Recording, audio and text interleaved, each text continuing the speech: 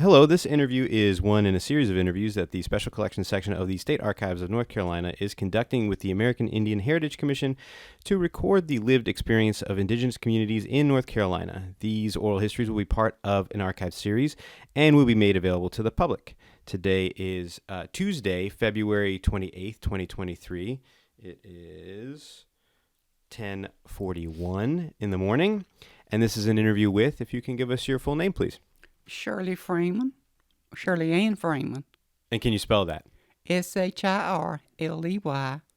Ann, A-N-N, Freeman, Freeman. Excellent, thank you.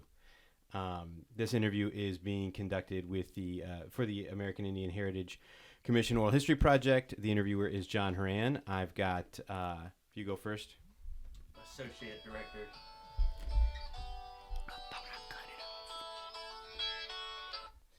Associate Director Quinn Godwin with the American Indian Heritage Commission. That's QUINNGODWIN. Excellent.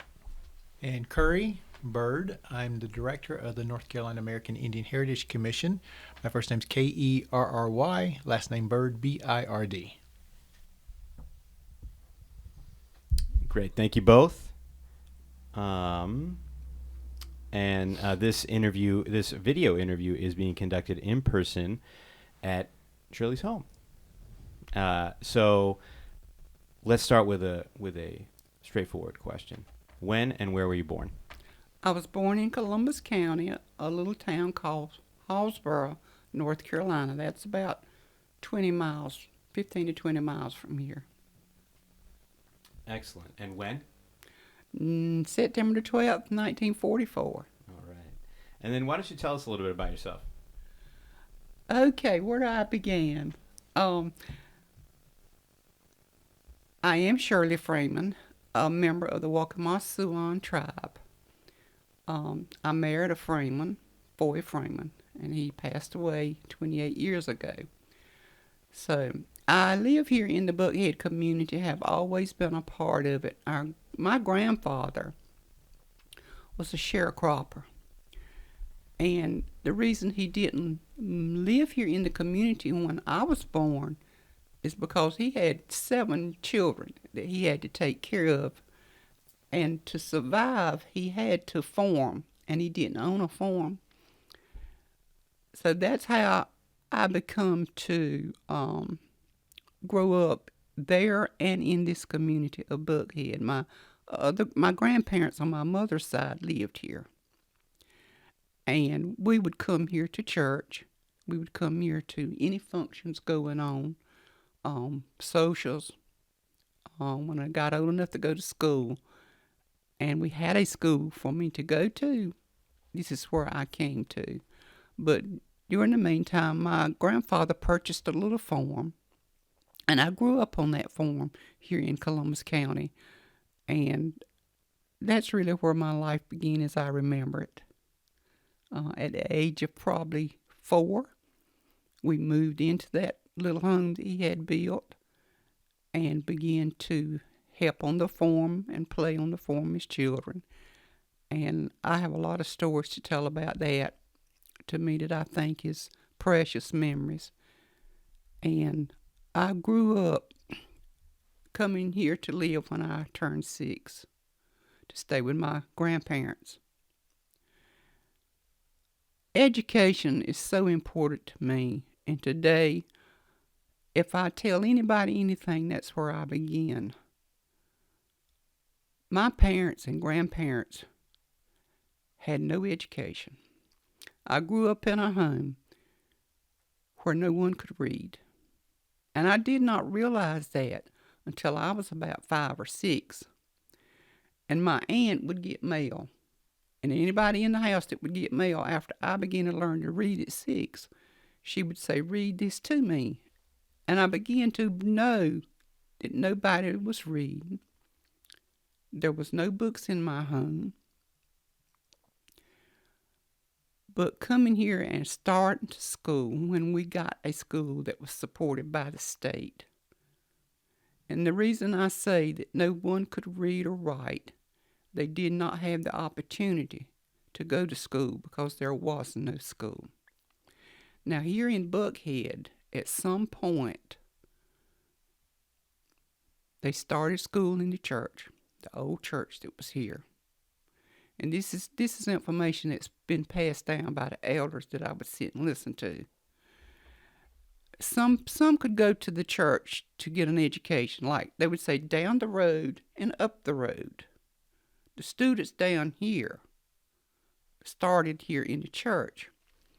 But as time passed, the men here received old building in Elizabethtown that they could go and get the lumber out of. And as it was told to me as I would listen to the elders talk, they took a mule and wagon and drove to Elizabethtown, which is about 35 miles, tore the old building down and come back. And the first school that is recorded, they built it up here on what's called Red Hill. Mr. Roscoe Jacobs' family provided that piece of land for the school to be built. Well, now everybody, every age that needed to go to school went to that school for a while. That's where I really began, first grade. But during that time, back in the 50s, somewhere around 54, 55, I'm not positive. But anyway, the school was built, and I began to come and stay with my grandparents and go to school there. But sometime after that, the new school was built up here on the left. We called it the Indian School. So we had first grade through 12th grade. Every teacher that we had came from Robeson County. There was no teachers here because, like I said, people that wasn't able to send their children to East Carolina at Clinton to get an education didn't go. Now, my mom come here to live at some point before I was born with relatives. While she was here staying with an aunt, she did learn to read a little bit, probably like to a second grade level. So she was the only one of those 7 kids that had any kind of knowledge of how to read. So as I got older, and I began to see what was happening around me and learning from the elders here about how the school came and everything. Excuse me, I thought I had that off. Curry, will you carry that around and cut it off? Anyway, I began to realize that something just wasn't right. You know, as a child, you don't know. But as I got older and began to realize how life really was beginning to look for my people, then I was getting on up into age like 15 and 16, and I'll tell you a story about how I began to really notice what was happening that didn't seem to be right. My grandfather was also raising a first cousin of mine, and he would let us take the train. We'd get a ticket, Hallsburg, take the train into Wilmington to the Azalea Parade. And one time we forgot to get a round trip ticket. So when we went to get back in line, the lady looked at me. I had long, light-colored hair, and my cousin, she was darker skinned than me. So she told me, she said, "You get in this line over here," and she told my cousin to go get in the black line. Well, I didn't like that too much, but I didn't really know what to do, so I told my cousin, I said, "You stand right here." So I went on up and got us the 2 tickets, and that's when I began to pay attention that there was a big difference in what was going on in our lives. And then at that age, beginning to realize why my people were not having didn't have an education.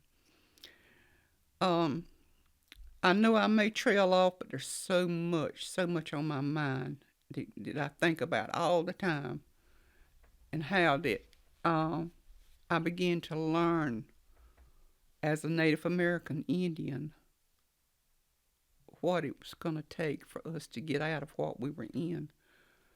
Now, my Native people were smart. They knowed how to survive. I believe with all my heart as I look back now that they had a lot of hope. They had a lot of vision. Because living around that Lake Waccamaw back in those swamps, and it's being revealed today that our identity as a Native American Indian is coming to a greater light than it ever has. We've had to fight and defend being Native American Indian. And one reason that my people did not get an early education, when they built the school, going back to the school that they had up Union, us getting the school supported by the state, there was just so much that my people didn't understand, but they were not ignorant. They moved and operated on what they believed could be, and that they knew that their people needed an education. That's why they sent some to Clinton to begin to get an education and to come back. Now, Curry asked me about it, how we become to be one group from the settlement here of St. James and Buckhead. When the school came in that was supported by the state, St. James had a little school too, a little wood. I've got a picture of it. And that's where their children were going to school. But when we got to school, to be able to get to school and get a bus, we had to combine. So they got together with our elders that were working on this, and I can name them for you, got pictures of them. They come together and made it in their minds that they would combine as one group, the Waccamaw Siouan, to be able to have our school have the number of people we needed and to get a bus. Because at that time, I was still living in Hallsboro and needed to come to school here and not have to be staying with anyone. So that happened. Now, as I was telling Curry earlier, he asked a question about, how did we combine? That's how it got started. And ever since then, we've got people that has intermarried there with them. We've got kinfolk there, been there to live with the girls that I was growing up with. So we just had those ties. So we are as one. Because they come out of the swamps too. And like I said, we combined and our educational system began to grow. And when I go back to tell you that I know we had some smart people, they taught the kids that they had survival skills, work skills. I learned to work in the to hand tobacco growing up. When I was about 6 or 7 years old, they would stand us on a little bench to hand tobacco. And we would do that all day and get paid $4 a day. My grandfather taught us how to work and to do what we did good. And people in that community, the whites and the blacks, would come to get us to help work in the fields when we got a little older. And I always say that was a good thing, because as I told you earlier, my husband and I got married in 1963, two weeks after I got out of high school. And my grandfather had said to me one day, he said, "Now what are you going to do when you get out of high school?" I said, "Papa, I'm going to Baltimore." We had a lot of girls from here that left here and went to Baltimore to work at Shepherd and Pratt.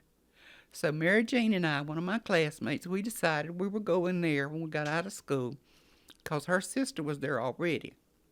That didn't pan out. I got married, had 2 children, and, stayed here to raise them. But mostly what I think I want to really talk about after growing up and living the way we did and seeing what we seen and everything, the door was open, and I believe the great Creator did that. He knew what I needed to do more than I did. So I never became a nurse of which I had wrote in my school book that was my dream. But I did come a nurse to 2 children, Nadine and Lee. Back in 1975, I think it was 75, we started daycare here at the church because our children had nowhere to go, no outlet, nowhere to go, anything after school or whatever. And I remember Chief Freeman's daughter came to me one day, Miss Priscilla, and she said to me, she said, Miss Shirley, she said, we want to go ahead and open the daycare at the church. Would you be able or willing to do that? And I had done maybe a couple of other jobs because my children were young at that time. And I said, Priscilla, I've never worked with no children. Anyway, we opened that church and had all the children in the community, you might say. Miss Maggie and I. And we stayed there for 2 years in the Cedar money. And I'm sure all these guys know about Cedar money. That's how we were paid to work with the children. And I have to give honor to Miss Priscilla for the work that she's done in this community because now she's been my mentor. And she went to work. The commission was being formed at that time in the 70s, back in the late 60s and the early 70s.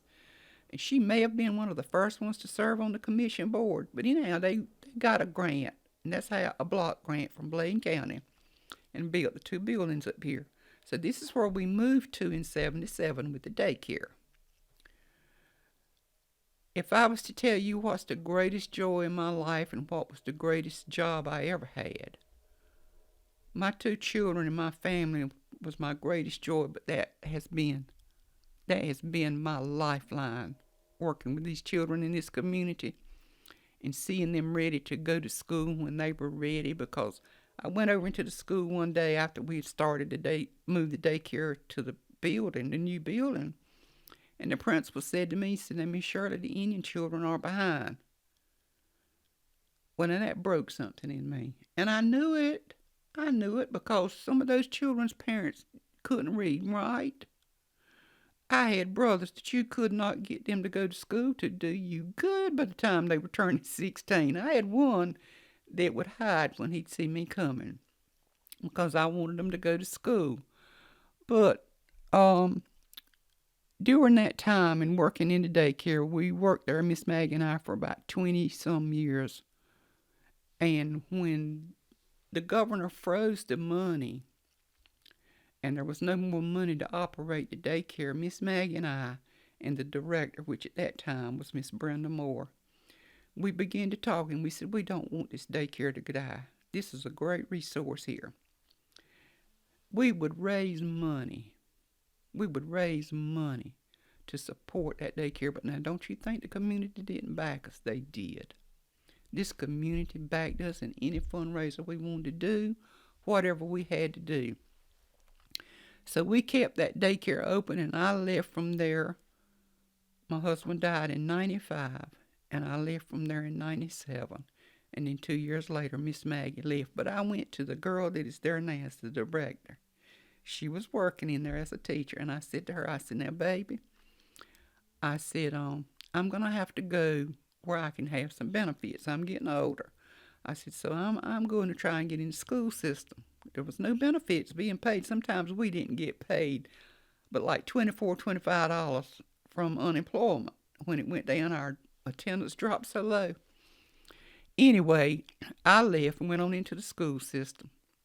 And I said to Linda, I'm going to have to leave, but I cannot leave here unless I would know that maybe you would be interested in being the director. And I mean, that's just how we work. You picked out people that you knew and could trust. And she's still there today. And now that daycare is still operating. And you think I'm not proud?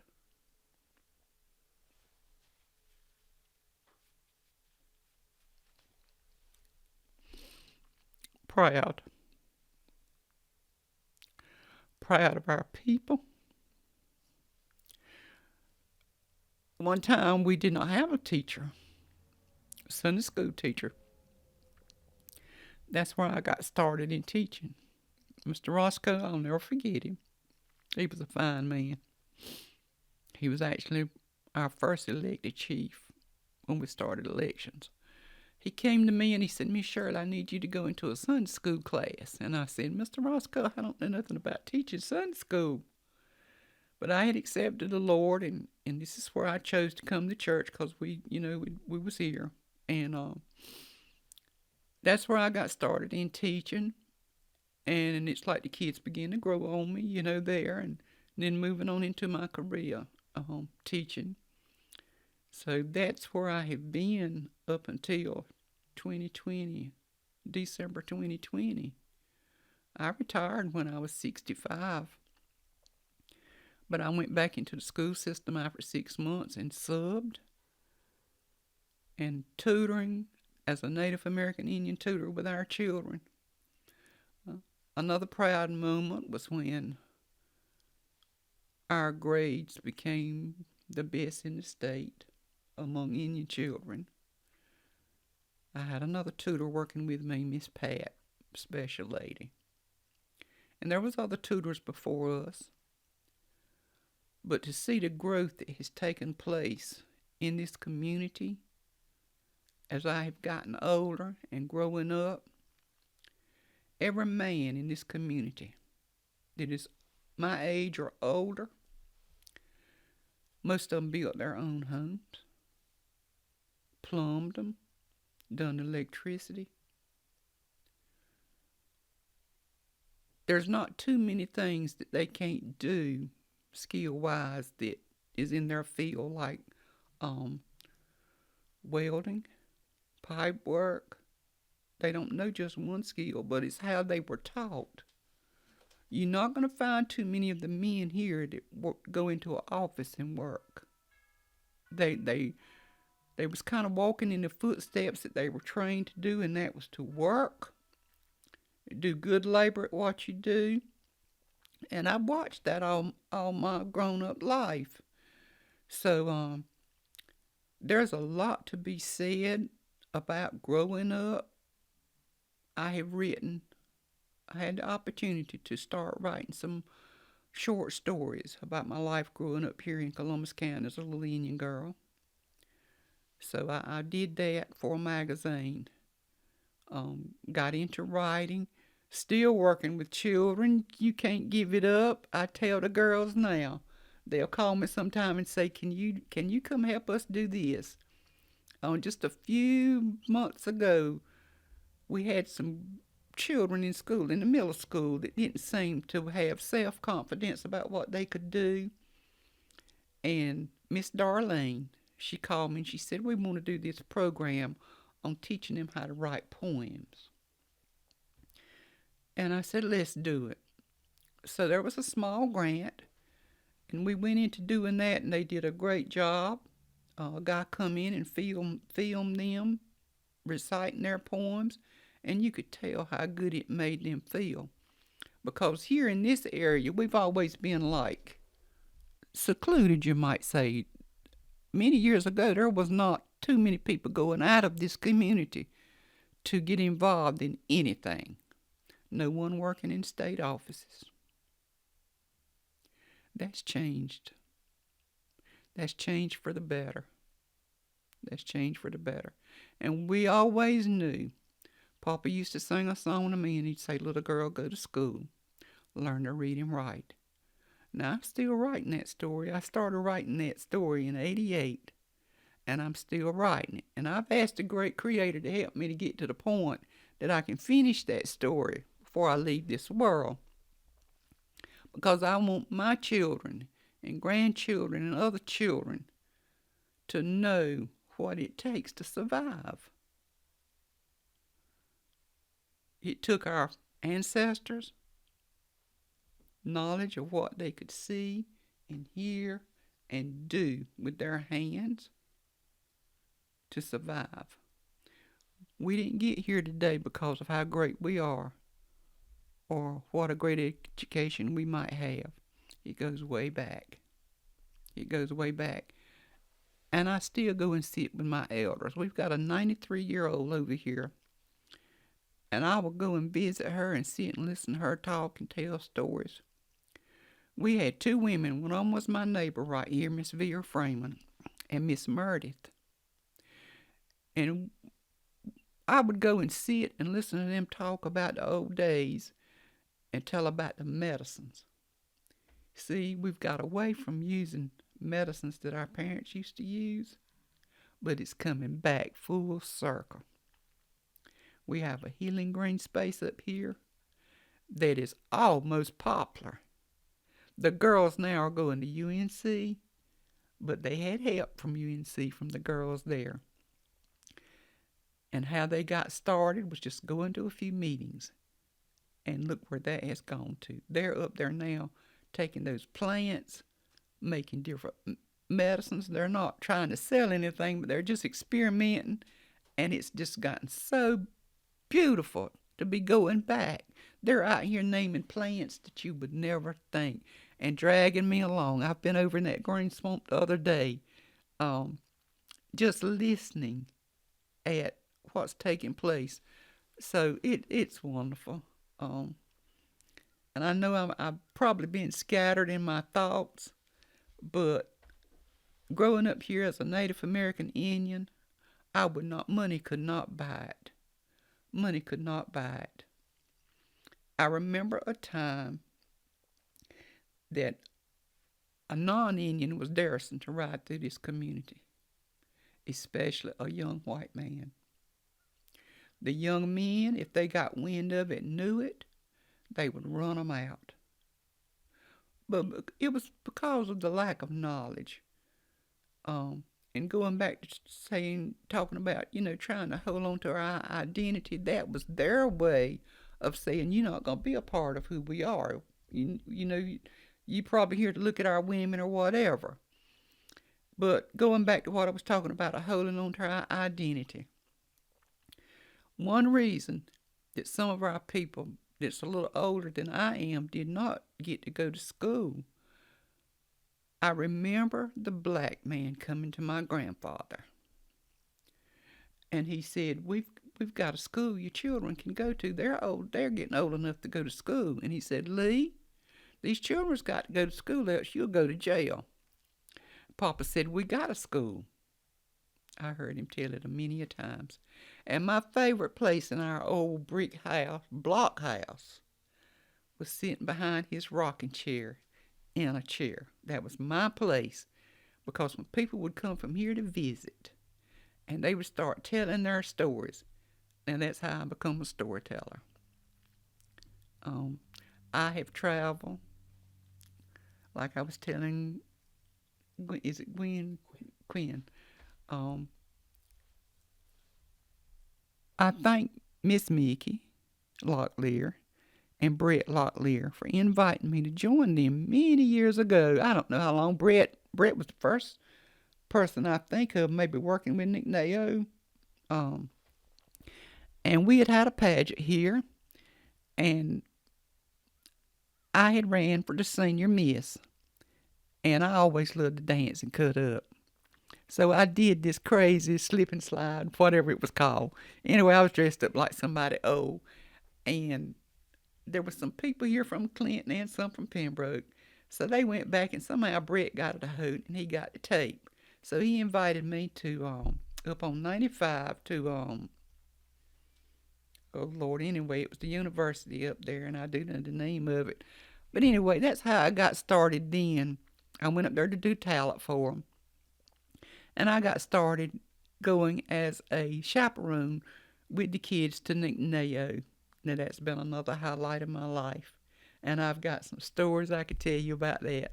In 2017, I think was the last time we could go before COVID. 16 or 17. And I was really having trouble walking and getting around. And that was the biggest campus up there at State.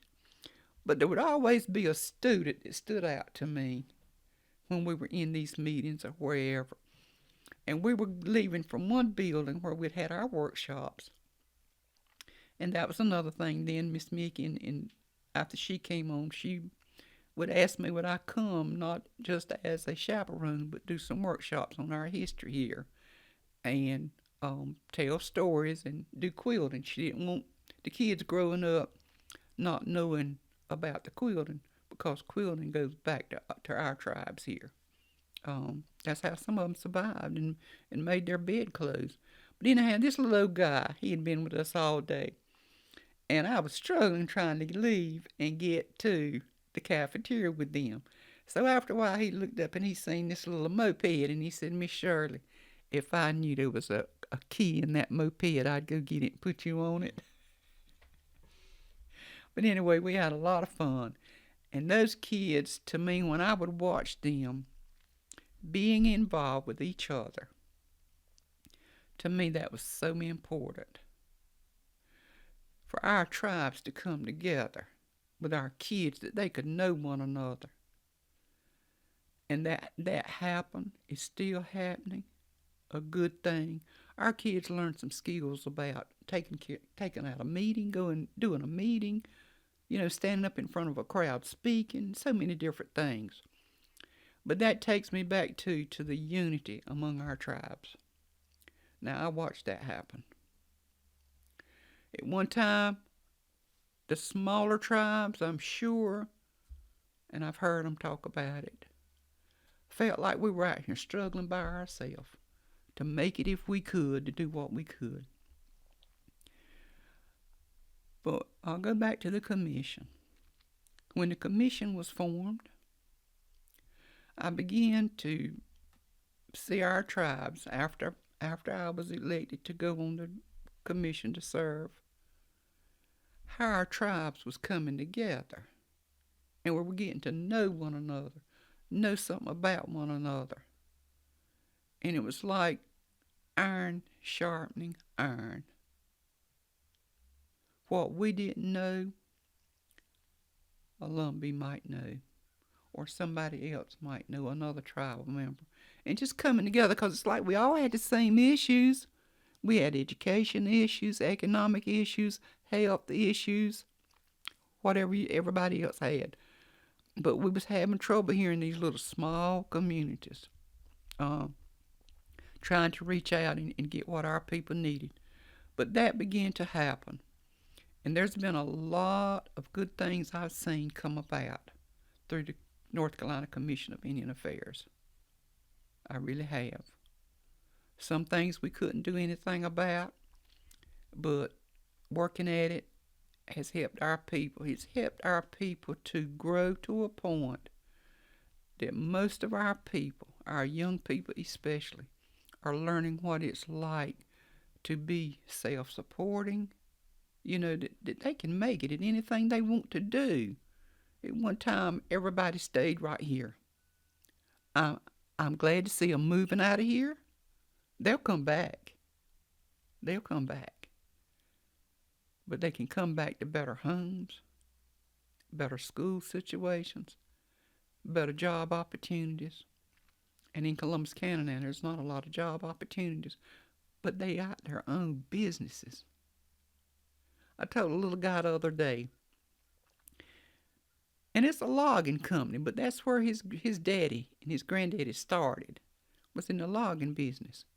But now I don't see that now and look at it now like I did when my stepfather would come home so tired and so muddy from logging.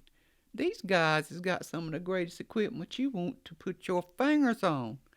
And I looked on Facebook the other day and seen a new piece of equipment they had, and they were talking about what it would do. And I'm telling you, in that logging business, if you want to see some beautiful homes, go to each one of them's home. They making it. To me, that makes me proud. Makes me so proud to be Waccamaw Siouan. And to know that life is changing for the better. It's changing for the better.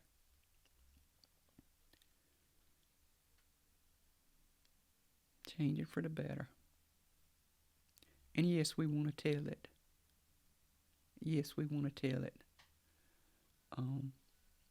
People are beginning. There's people here in Columbus County today don't recognize us or want to recognize us as being here as a tribe. But that's not stopping the people from going out, getting the jobs we need, doing what we need to do. I encourage every one of them, if you want to start you a business, start it. I remember when my husband died, I said to myself one day, I don't know how I'm going to make it. Working in the daycare for like, back then, what, $5 or $6 an hour? And sometimes you won't even get in that because you were having to put money back into the daycare. We became a 5-star daycare. Proud moment. There's just so much. And sometimes I'll lose my train of thought. You just have to bear with me. But, like I said, when I see things going to the places they're going now, and people can just say to themselves, I sit down the other night, and I wrote down every nurse I could think about in this community. One time I couldn't write you down, there was a nurse. We had one doctor from St. James, one lawyer. She was a Graham girl in the St. James area. Now I wrote down the doctors that we have. Just different things. My mind's always running on this community. And that's what my life's about. That's what it's about. I have a grandson, a 17-year-old grandson now. I worked him in 5th grade. I knew he was smart, but he wasn't showing me he was smart. He wanted to do it his way. And I was the Indian tutor, but now I was helping raise him. I mean, they live right next door, but he's over here all the time. Greatest basketball player right now at 17. And he's got the opportunity now to go be in a movie. Now, we don't know if that's going to happen. I don't even really care about that. But to see where he came from, and I believe in strong discipline. I don't believe you have to beat him to death. But I've watched him grow now to be 17, and he's fine. I mean, he's going to school. He's doing what he's supposed to be doing. And when he works up there, Preacher Mike gave him a job up there during the summer, and he said, Grandma, I make $100 a week. I said, that's good. That's good. Just encouraging kids. So I still want to do that. I still want to do that as long as I can get around and have breath in my body. Serving on the commission was a great experience. Had some bad, sad times now dealing with issues. Like you said, stress. Come home sometimes and sit down and cry over a situation that we couldn't do nothing about. Served on that recognition committee. Still do. We've got a meeting the 8th of March, so I plan to attend that. Doing the best we can to improve on everything that needs to be done, so it can be better.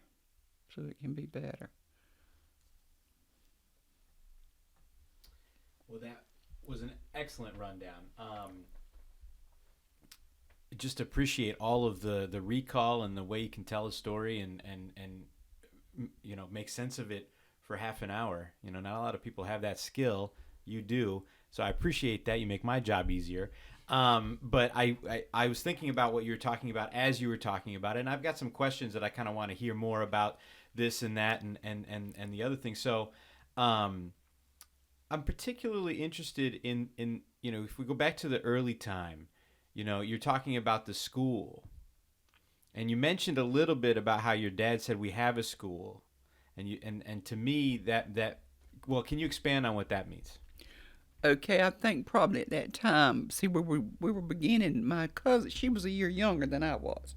So we were getting old enough to begin school somewhere. So this is at the point that they had gone to Elizabethtown and tore that old building down. So he knew that was happening because we were here every weekend, because this is where our families were. And he could see that happening, but he had let that guy know we're going to hold on to our identity. They talked about that a lot.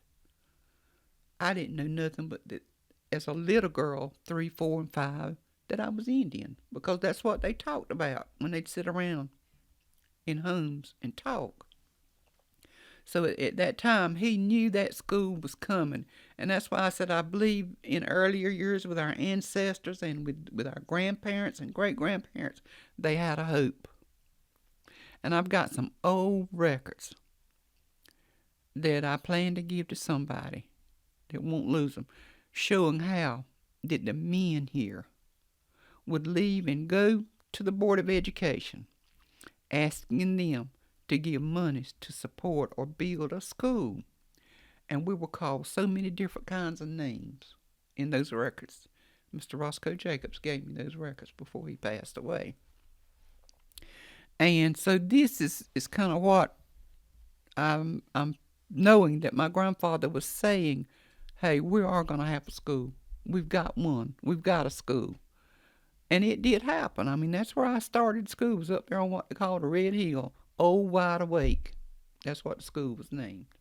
Why was it called that? You know, I don't know. Old Wide Awake, somebody just came up with it. And I remember after we got into that school, the new school, these men and women would have potluck dinners and raise funds to support the school. I don't remember seeing a book, and I don't remember everything. But when we were in the Wide Awake, where that old one-room building was there with just an old wood stove, I don't remember seeing a book. I don't remember a book. How did you learn? We had a teacher, and whatever she was teaching ABCs, because now in first grade I did learn to read. I did learn to read in first grade a little bit, but the books that we had in, like, when I first started school over there was old books with somebody else's name in it that the county sent. And reading became one of my greatest, I don't know, pastimes or going somewhere I had never been, you know, hearing what somebody else had to say or put down. Yeah. And how long, so the Old Wide Awake school, how long were you there? I mean, what was that, an elementary school, or tell me more about that? It couldn't have been just an elementary school, because I remember one day my cousin was much older than I was, and the very guy I married, didn't know who he was then, they were laying on the grass, and I had gone to the toilet, outside toilet, and coming back, they began to laugh and say something. And I remember picking up a little rock and throwing that rock. Because I didn't know if they were picking at me or what. I didn't know. Because here I am, like 5 or 6 years old. Anyway, I didn't go there long. Because I am not definitely sure on exactly what year, and I've got that wrote down somewhere, but I forget stuff, that the new school was built. But I think it was 52 or 53, somewhere in there. What was that school called? The Indian High School. Okay. And so that was a high school then? From first grade to 12th grade. Okay. And like I said, every teacher, I remember them, most of them that I had. Mr. Walford Maynor. My principal when I left school was Mr. Willard Locklear. He had a brother there, Mr. Clyde Locklear, that would put me to sleep every day. He would put me to sleep, and I started, 8th grade, I was reading every true story magazine I could get my hands on. Now that's what I love to read. And that's the books that at that age, 8th grade, about 13 or 14, I had true story books all over the house. And back then, you know, they won't no horrible stuff in them. Just love stories, you might say. But anyway, he caught me one day. I was reading away. And he called my name and he'd asked a question. And I looked up and he said, answer the question. I didn't know what to answer. But now I quit doing that because I won't get nothing about what he was saying or learning nothing. So I started leaving my books home. I like that. So you were reading because if you didn't, you'd fall asleep. I'd fall asleep. I love that. So that's great. So yeah, and I was going to ask you who's your favorite teacher? Oh, my favorite teacher was Miss Callie Mae Locklear. Now, she was my first grade teacher. She had a sister that married down here, Miss Paul Patrick. It's my grandmother's sister. Oh, okay. She was my fourth grade teacher. Okay.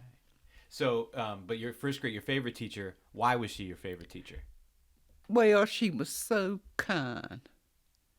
And and I reckon she thought I really could read, and that made me feel good, 'cause she'd call on me to read. She'd call on me to read. And this was getting over maybe to the end of the year, like, I'd been there a year, learning how to read those little three-letter sentences, three-word sentences, and things like that, first grade. But I remember her so well. And then what about in high school? What was your favorite subject? It wasn't math. It wasn't math. Now, I loved English, and that's a place that we got to, that we began to learn Spanish. Mr. Willard he taught us Spanish. Well, my words were, when he told us that we needed to learn Spanish, and I remember saying to him, I said, "Now, Mr. Willard, I'm not going to Mexico." Didn't know Mexico would come to us. But I did get to go to Mexico. I don't know if I ever told you. When you sent me to San Diego.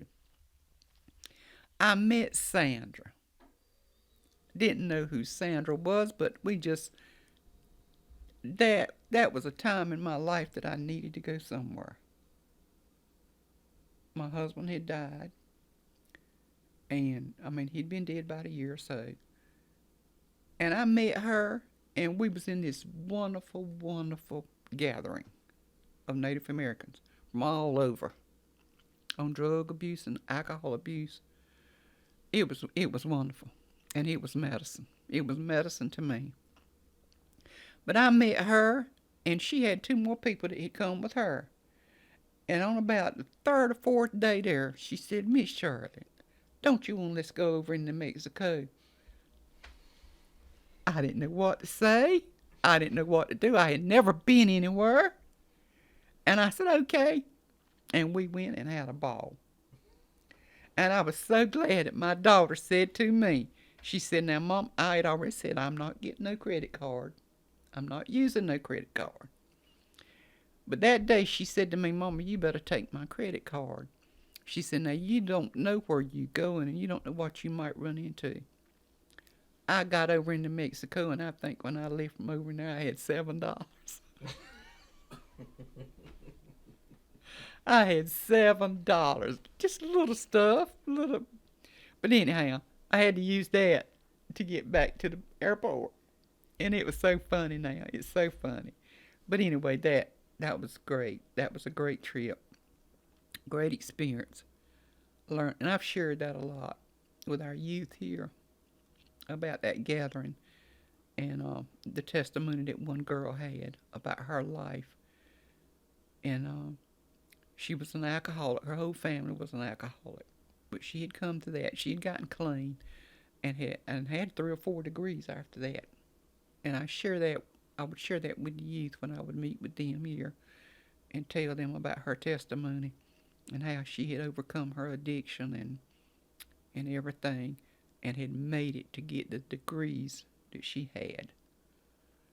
But I want to go back to your question about my favorite subject in high school, and I said it wasn't math. There was 4 boys, and I thank the Lord for them. I made it out of 12th grade. They were so good in math, and when we got to the part of math where you had to say X equals this, or, X equals Y, I could not. I couldn't get that in my brain. Did a number supposed to go there? And they would show me over and over and over. One of them's passed away that was so smart. Well, 2 of them. It that was in my class, and we had 26 in our class, and that was the highest class to graduate, really, from the Waccamaw Siouan. We weren't calling it Siouan then, high school, just Indian high school. But anyhow, they were good in math, and they helped me in math, and I began to get it with their help. But I don't even know which might have been now. Like I said, English, I loved learning the parts of speech and stuff like that. But yeah, and I had the opportunity back here after I went into the school system to go back and get an equivalent of a 2-year degree, because to keep my job then, I had to go back to college. And I had been going to college for child development. I had been taking them courses and doing all that, but I never completed or got a degree in that. So when No Child Left Behind come, I went in there and I was determined to pass that math and to pass whatever, writing, whatever we had to take. And I did. I had to take math 2 or 3 times. I think you could only take it 3 times. But I did pass it. And yeah, I stayed there. Some people lost their job because they didn't stick with it. So there's a lot of things to teach you in life. Don't give up. Yeah, so I appreciate that piece about the 2-year, because I was going to ask you if you ever did go back and get degrees. So we got that on the record. I'm interested to go back to your parents. First of all, what were their names? My grandparents, Lee Jacobs. That's who raised me. And his older daughter, Virgie. That's who raised me, because my mom was Stella Marie, but she had me. She might have been 18, but she wasn't married. Now, I knew who my father was when I started, getting old enough to know. But she got married when I turned 2, and my grandfather would not let me go with her because he really didn't know anything about who she was marrying. He didn't. He's told me that many times, because when I grew up to get old enough to be fussing about anything, and I'd say, I don't know why I can't go stay with Mama, or you didn't let me go. And he explained to me, that he did not know who she was marrying. And I got to go. She lived near us different times. She had 8 children, 9 with me, and I was the oldest. But I had a wonderful stepfather. I really did have a wonderful stepfather. And those boys and girls, I would go and stay. Now, I would go and stay just a few days, but I was ready to go home. I was ready to go back home. He didn't never have to worry about that. I do want to tell you a little bit about that. They were very poor. In my eyes, I seen it as being very poor, because one place they lived in, when she had Veer and Gerald, and then my oldest brother George, he was the baby. And Veer had to take care of him so much that he would call her Mama, because Mama and Alden was farming a little farm. And the first time I ever tried to make biscuits, I wanted to help Mama out because she was out there in the field working. And I'm very old. Wasn't old enough to be cooking no biscuits, but I wanted to cook them for her. And I used her whole bag of flour and messed that batch of bread up. But now after that, I did learn to cook biscuits. But I did not ever want to just go stay with her. And going back to my stepfather, the reason I said he was a wonderful stepfather, he never said an angry word to me about anything. And he would drink a little bit down through time. And I remember walking in the house. My brothers had gotten old enough to build this house up here that's in front of the daycare, that brick house, and move Mom and my stepfather in it. And she had all these other children by now, and all of them, were growing up. And I remember walking in there one day before he stopped drinking, and they were into it about something or other. He was quarreling. I knew Mama had been quarreling. But anyhow, he looked at me and he said, "Now what have you got to say? You got anything you want to say to me too? But all the rest of them's on me." And I looked at him and I said, Not a word. Not a word. But when he got older, Mama died in 91. He lived 5 more years, but he had an aneurysm. The doctors had operated on him, and he ended up with an aneurysm. And I went up there one weekend to stay with him while my brother and his wife went to the mountains. Had no idea what kind of shape that the cancer had hit him back here. But when they come back home, my brother's wife went back there to check on him, and she seen this big knot that he'd come up back here somewhere. Anyway, they went on and carried him in the emergency room, and he had cancer, and he passed away. But I think what really made me know that he cared a lot about me, when it come time to get my class ring, my uncles had promised me that they would pay for my class ring. Because I knew my grandfather didn't have money, because he just had a little form there, and he may have been getting Social Security. I didn't know anything about Social Security. And I got on the bus. I had started driving the bus 16. I had got the bus when I was 16. Anyway, I got on the bus one morning, and I was very upset because my uncles didn't come back home. They worked off. But they were supposed to come back home and bring me the money to pay for my classroom ring. It was due. And I got on the bus, and I sit there, and I was crying my heart out. And I seen him coming down the road. They had built a little house up the road from us. So he come to the bus, and he said, "Now, what's going on?" And I told him that I needed $10. And Uncle Kenneth had told me that they would come and bring me the money to pay on my ring or whatever.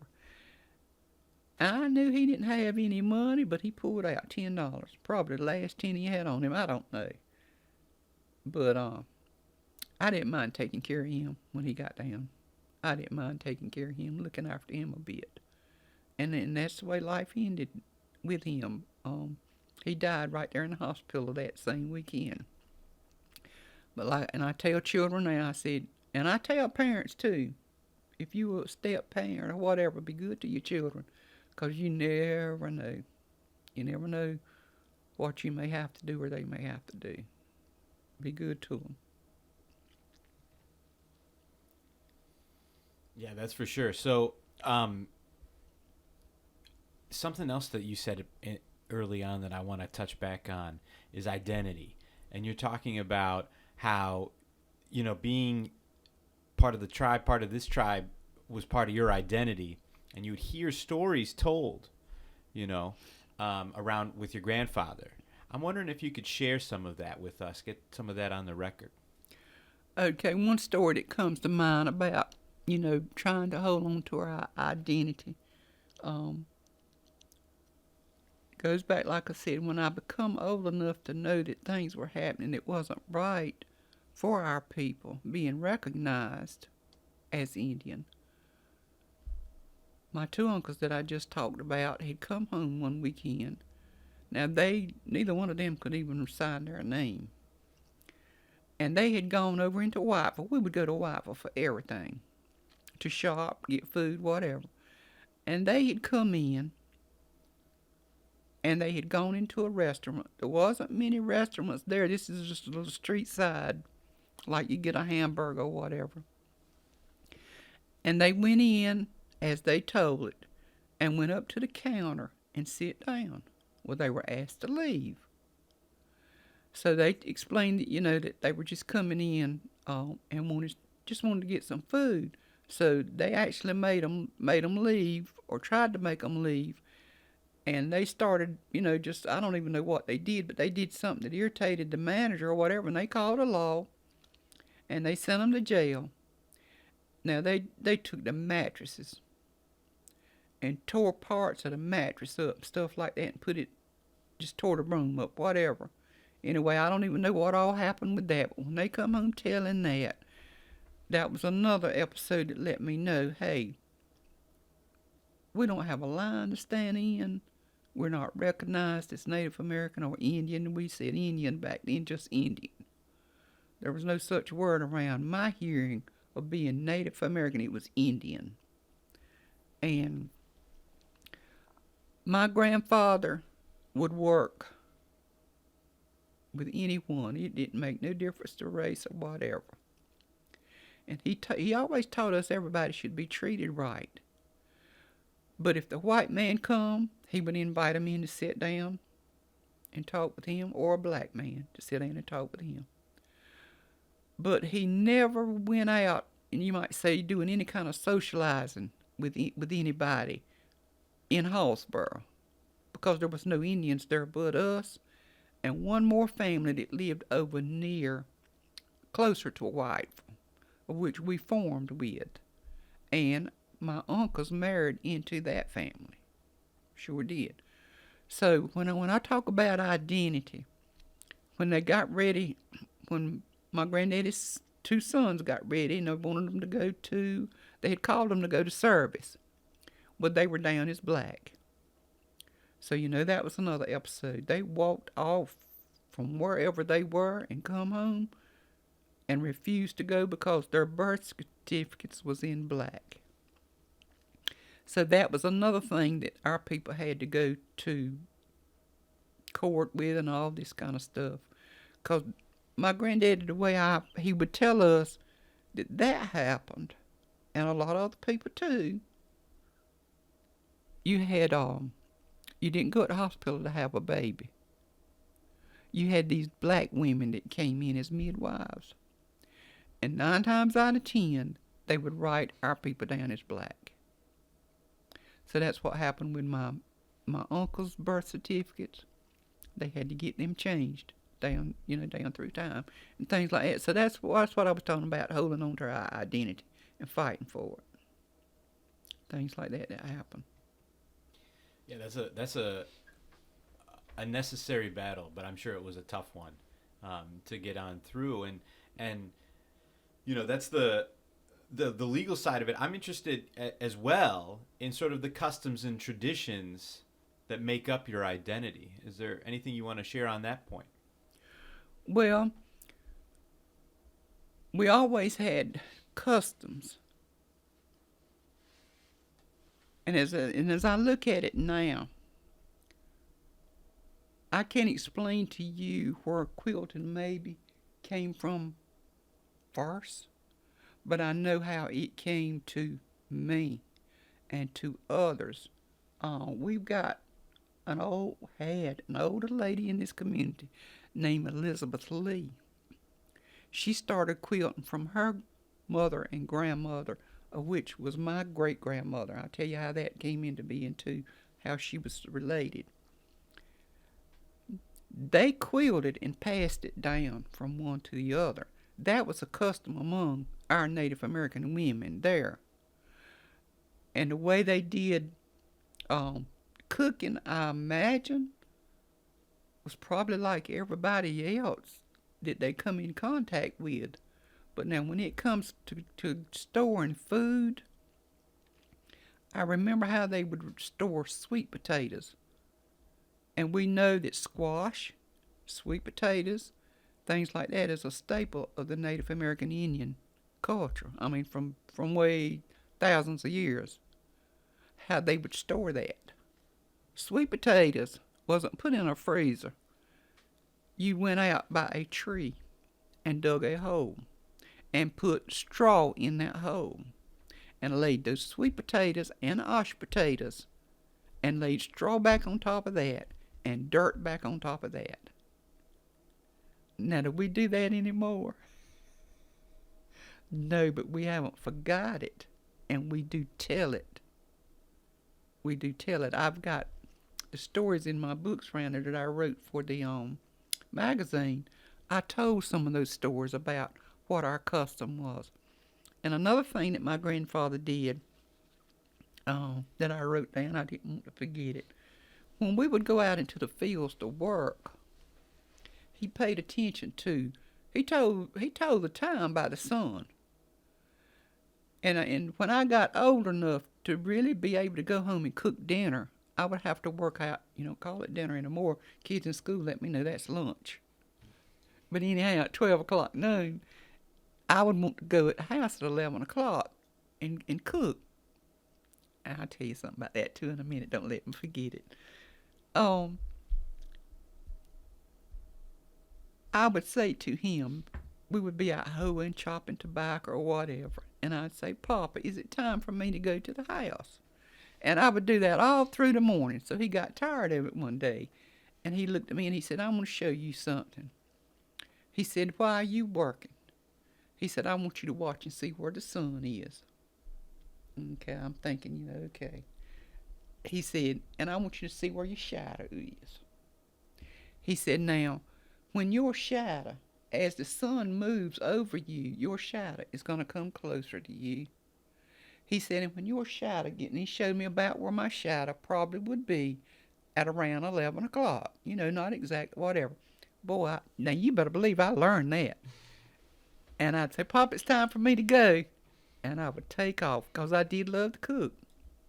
I loved to learn to cook. Well, now, I was getting up in age then, like 13, 14, whatever, because I'm out in the fields working.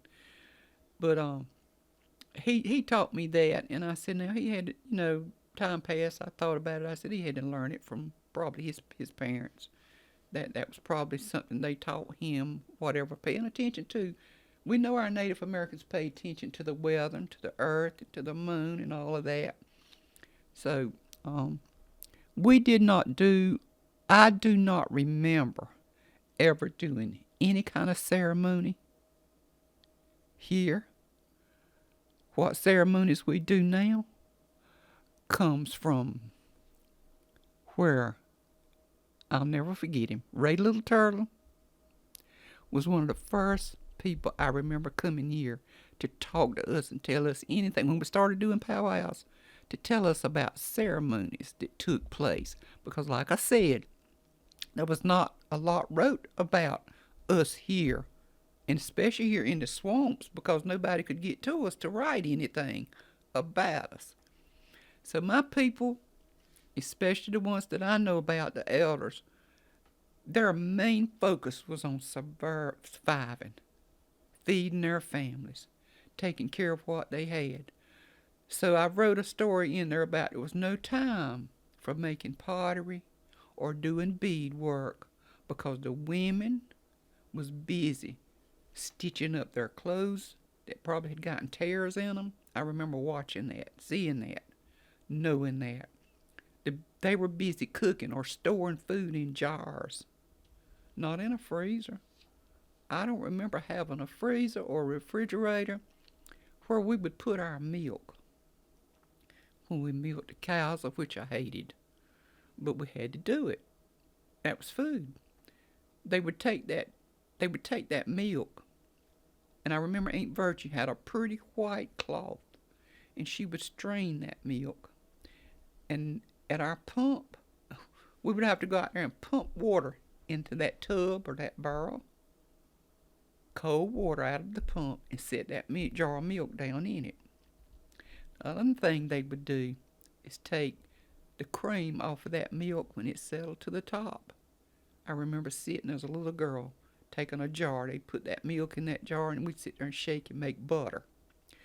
Now, Aunt Virgil learned to sell that butter. I'm talking about survival. Feeding yourself, clothing yourself, doing what you had to do to take care of yourself. So, did that answer your question in any way?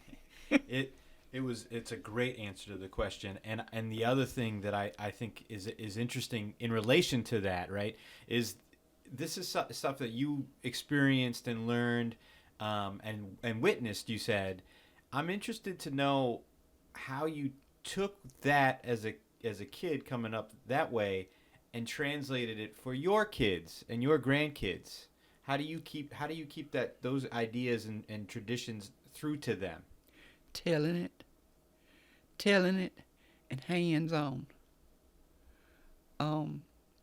My daughters learned how to work at an early age, hand tobacco. We didn't punish them or abuse them or anything like that. Now, the youngest one, totally different. There was 5 years difference in them. She told me one day, she said, Mama, I'm not going back in that blueberry field. It's too hot. That's not what I plan to do with my life.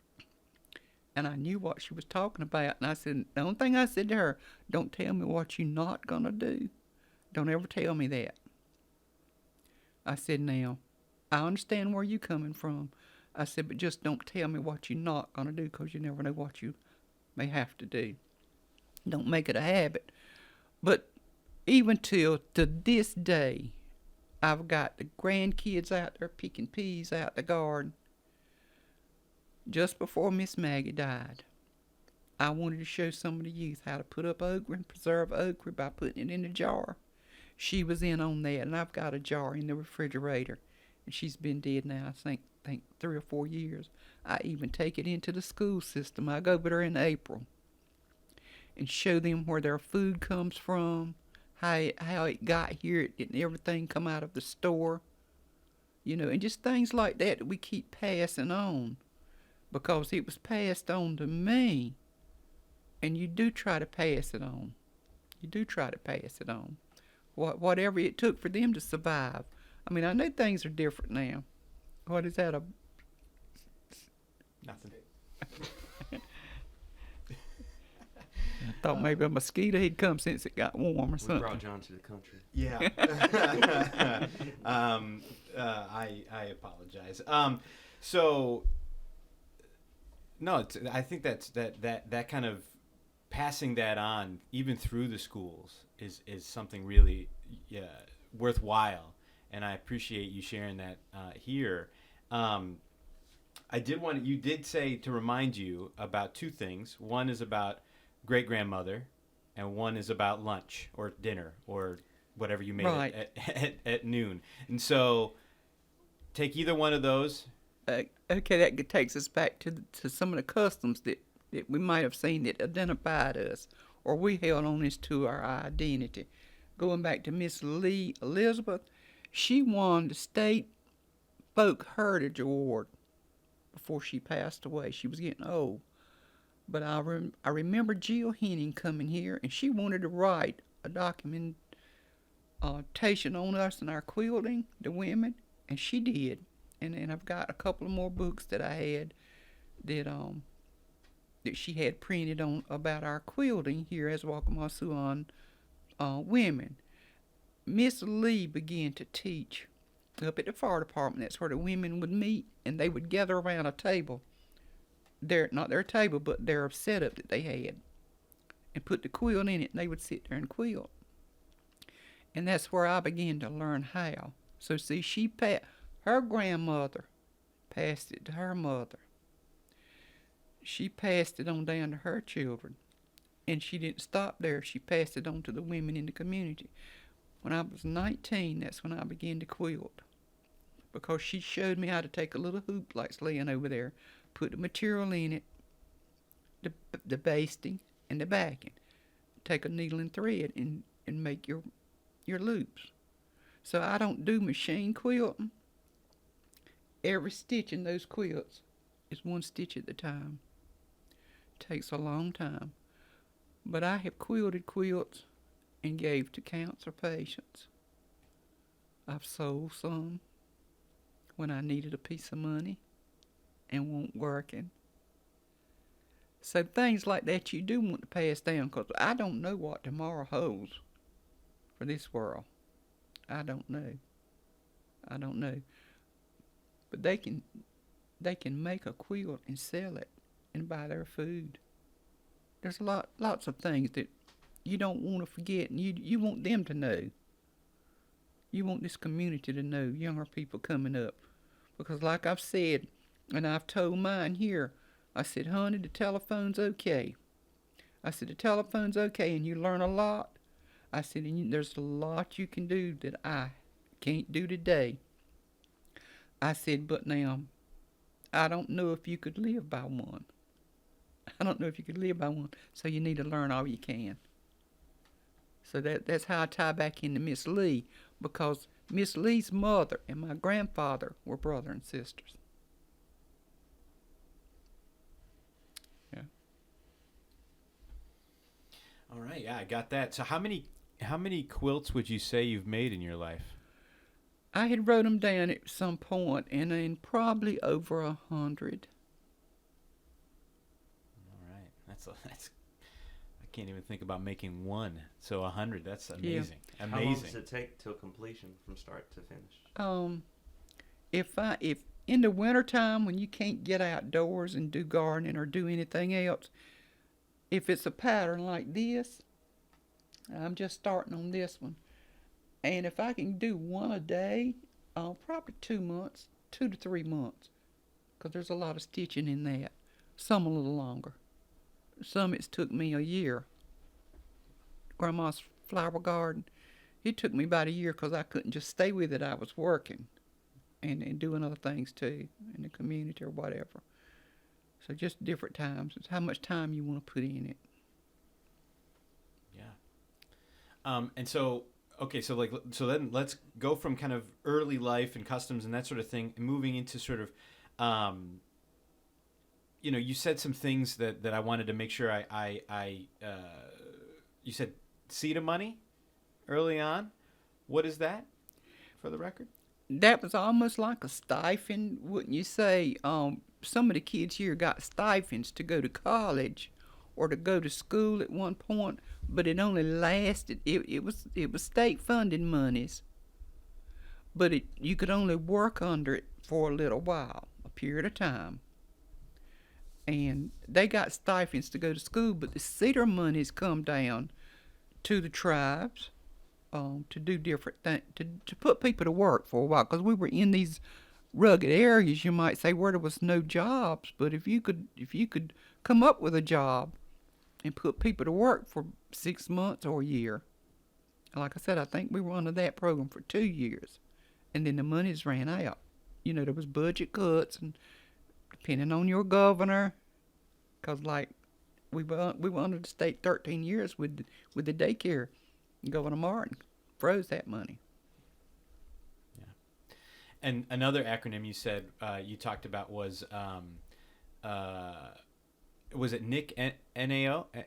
Nick NAO. Yeah. So what is that? What does that stand for? Do you know? That's a unity conference for the youth, Native American Youth Organization. North Carolina Yeah. Native American Youth Organization. Got it.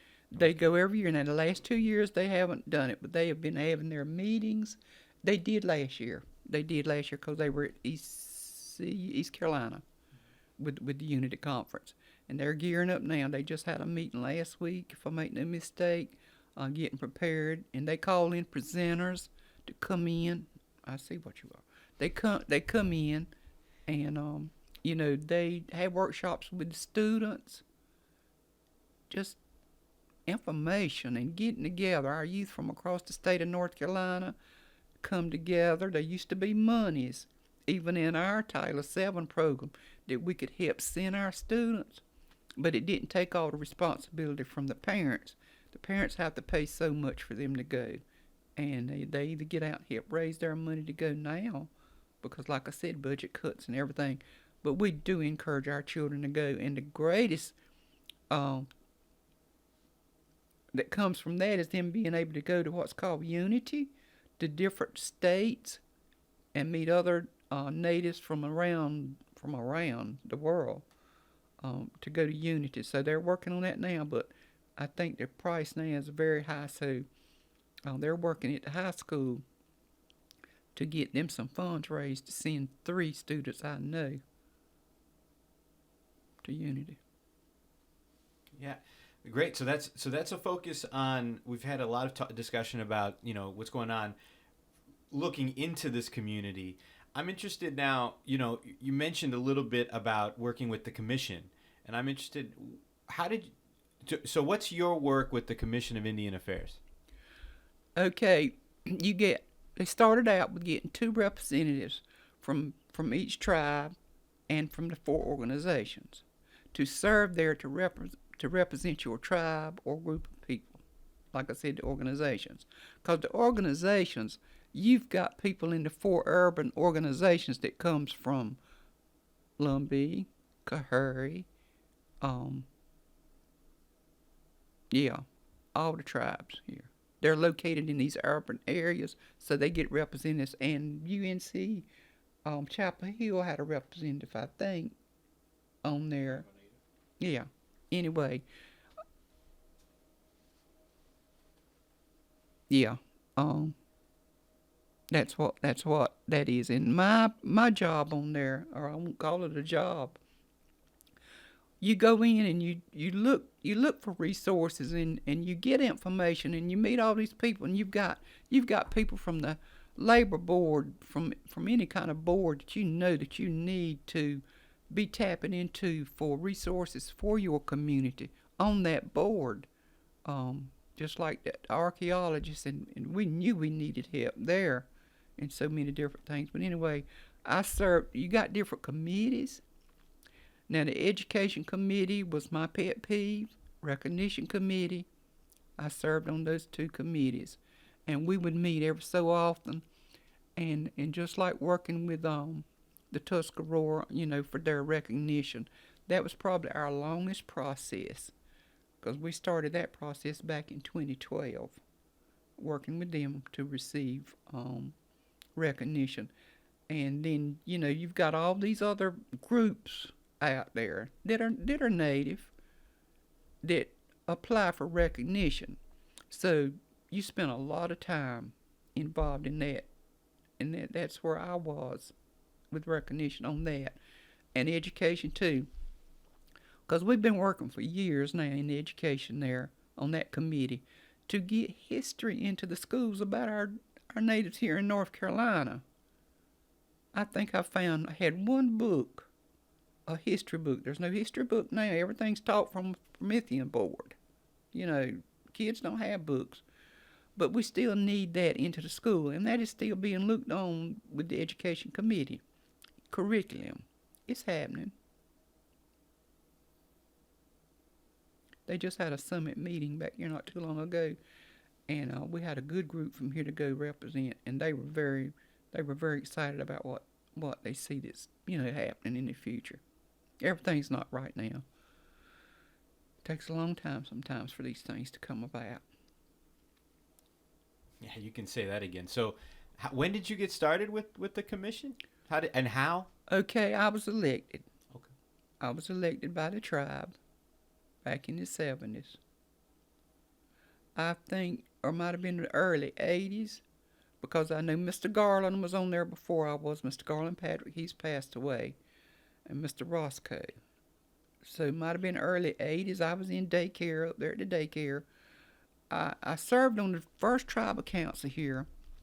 That was by appointment. The chief appointed. When we began to talk and come together and talk about the Commission of Indian Affairs, but see, that name was already out there, and they were working on getting it together. The tribes, the chiefs, Chief W.R. Richardson, Mr. Brewington, Mr. Carter, so many. Now, the leaders of the Lumbee, I remember the guy there. He wasn't a chief, wasn't called a chief, but anyway, they began to talk about the Commission of Indian Affairs. How they needed a stronghold for everybody to come together. So that happened. But then we started having our elections. I served on the tribal council. Mr. Cliff, our chief, appointed, I think it was 7 members. I mean, I can name them 7 or 9. I think it was 7. And while on there, Miss Priscilla came off of the commission because she was starting to work.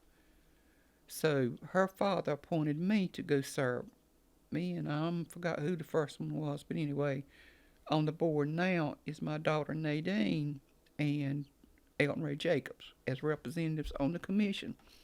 So I started, 2012, I was already in there on,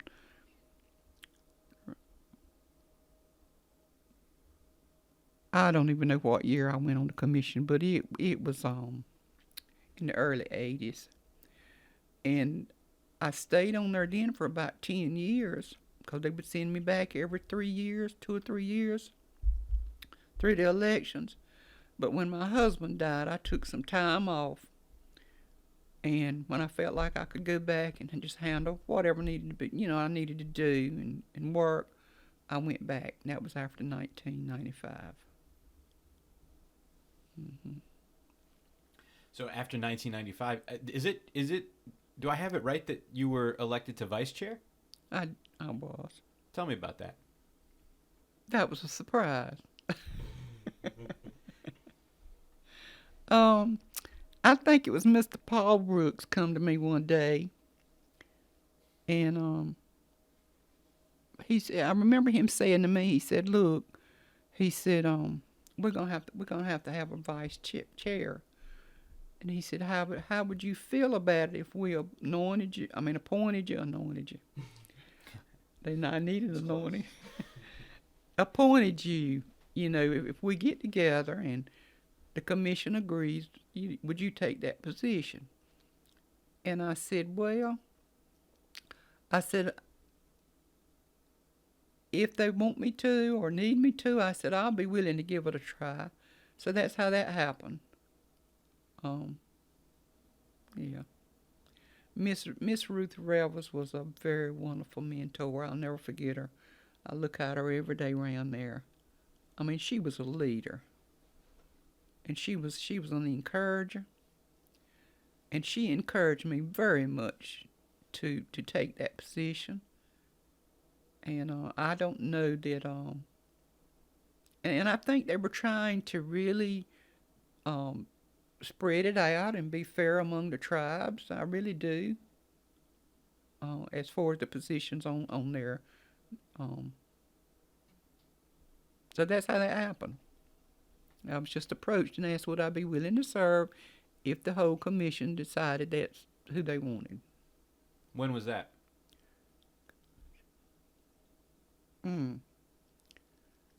That was probably in the last 10 years. Yeah. And then do I also have this right that you served as interim chair?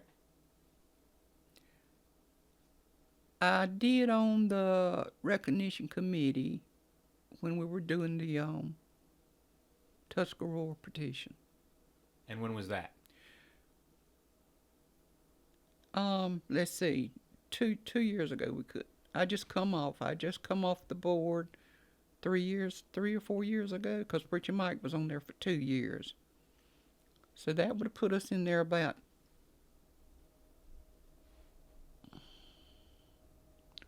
probably about 6 years ago.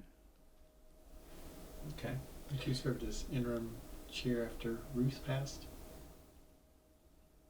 No. Yes, I did. I'm telling you, I forgot some things now. But anyway, for a little while. What are those? What was the circumstance there? Just to carry out the meeting, follow Robert's Rules of Order, and carry the meeting out. But what was the situation that put you into that position? Miss Ruth passed away.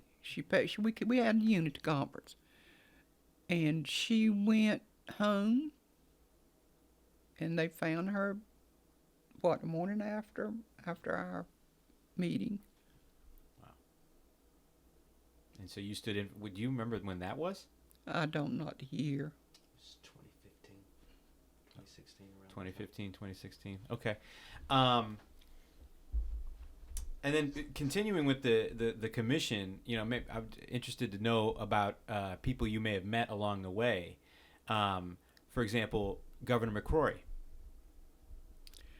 I did meet with him, and he attended some of our meetings and our banquets. I enjoyed meeting him, and he was a good listener. He was a good listener to our problems, and he always let us know because of Miss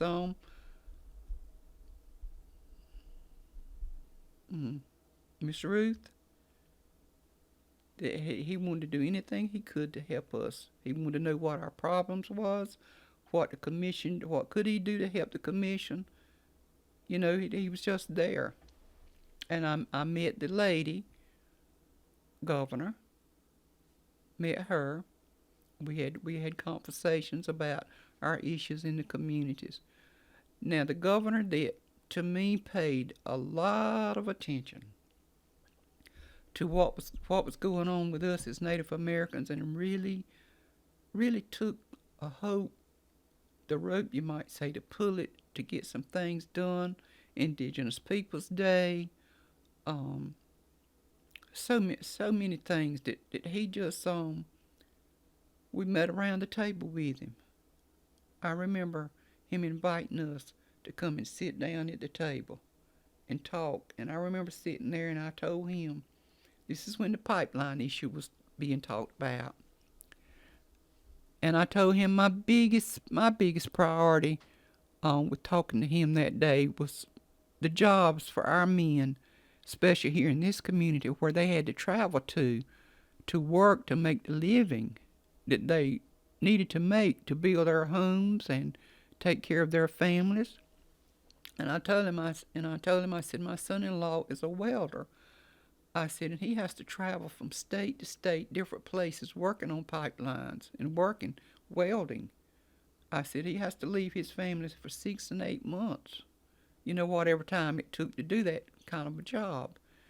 And that there was men here that drove every day into Wilmington because this is where contractor work took place.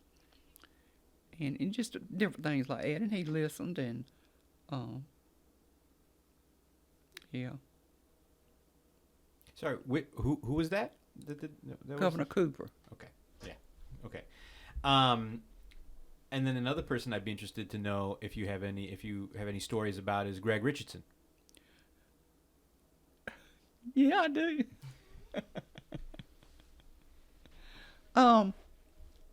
What can I say about Greg? Greg shows a lot of interest in so many things. Now, I think Greg has done a very,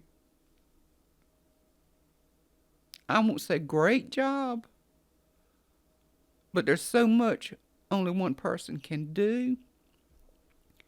And I think he has reached out to every community, really every tribe, and has tried to do the best that he knows to do. Sometimes I may have felt like he needed to speak up a little more about some things or whatever, and he didn't. But anyway, you know, he's who he is. But I don't have anything that I can add to what he does now. I believe with all my heart that he stands on his flat feet over the legislative situation where anything has to be done, and lets them know. Now he's very, I think he's very intelligent. I do. And that he don't mind. I don't think he really minds approaching anybody about any situation. And I think he's done this for the tribes. Do you remember the first time you met him?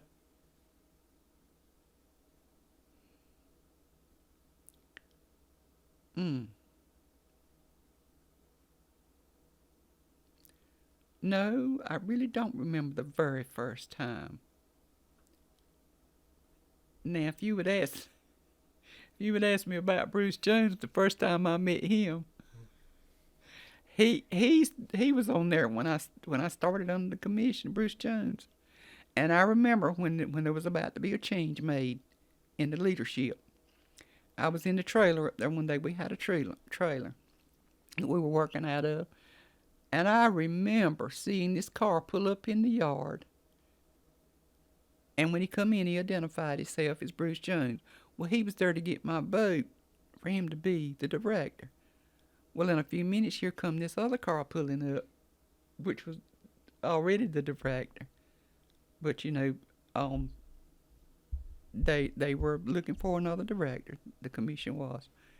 Anyhow, I'm not going into a lot of detail about that because I don't remember everything. But anyhow, Bruce seen who it was. He hit that back door and he left. You know, things like that happen in any situation, in any organizations.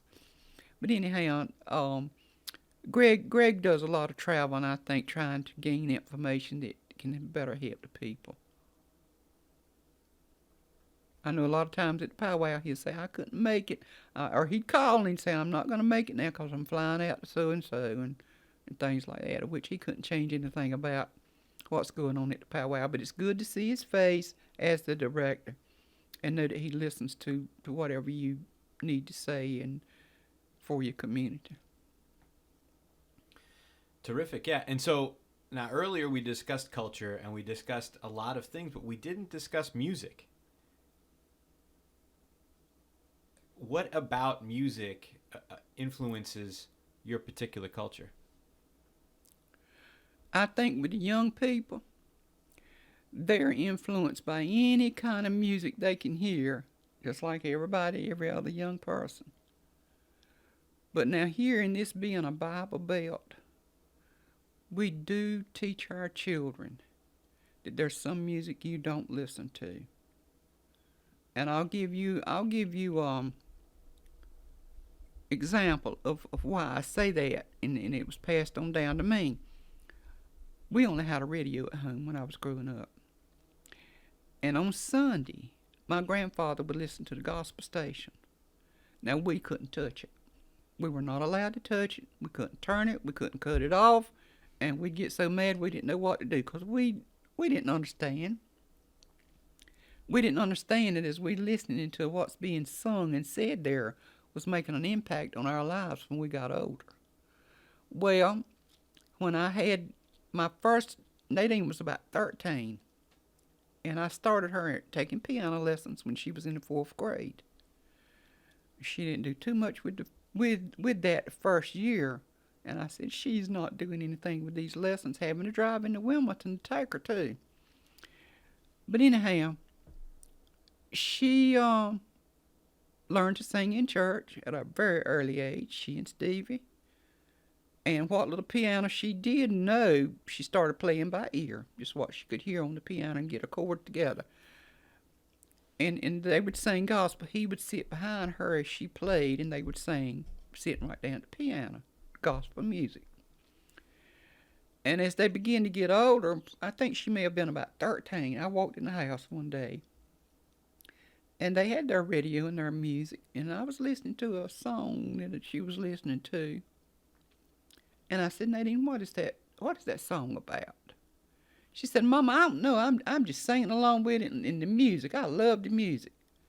I said, now I want you to listen to it. Listen to what it's saying. And this woman was just telling her life story with her lover. In the song, I can't remember what the song was. I said, now you're not going to listen to that. You're not going to listen to that because you're not old enough to even have that on your mind. I said, now you forget about that.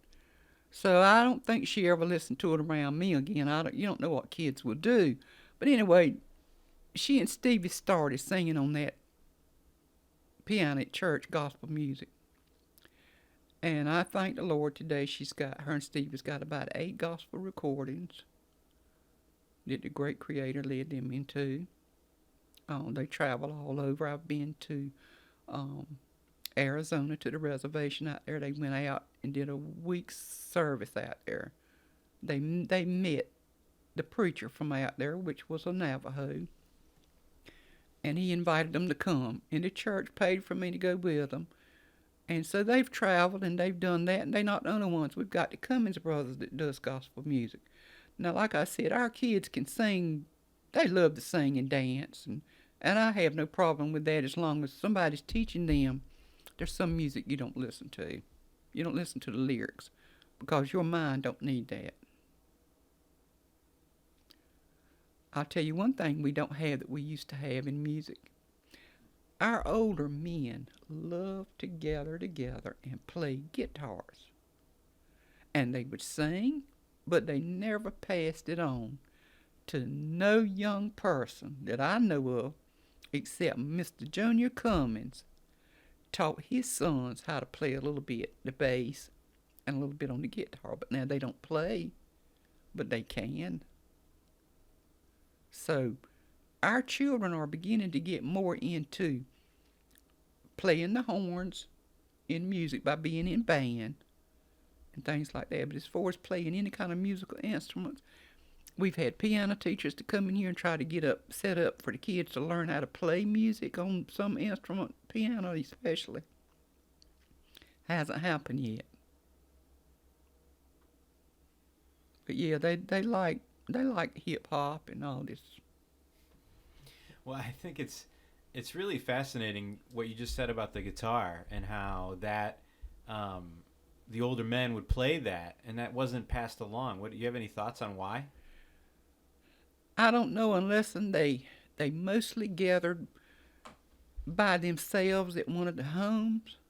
And the ones I remember, which one of them was my biological father, he had 3 sons. Mr. A.J. had a son and had girls, but I don't know if they played around them that much. And I'll tell you, one place they played was down, back in the day, there was nowhere for anybody really to go and gather and socialize. But in Bolton, about 4 miles from here, there was this guy called Rooster. He had a little beer joint. And that's where they would gather mostly and do their singing. Do you remember what they would sing? I saw the light. I saw the light. I remember that. And we've got a tape. Somebody did tape them at one of the homes, playing and singing songs like "I'll Fly Away." It was gospel music, and they were all down there drinking. Well, there you go. I appreciate that rundown. So we've kind of talked about this throughout, but I wonder if you wanted to pinpoint a moment or some kind of event or something in your life that helped you develop your passion for American Indian advocacy.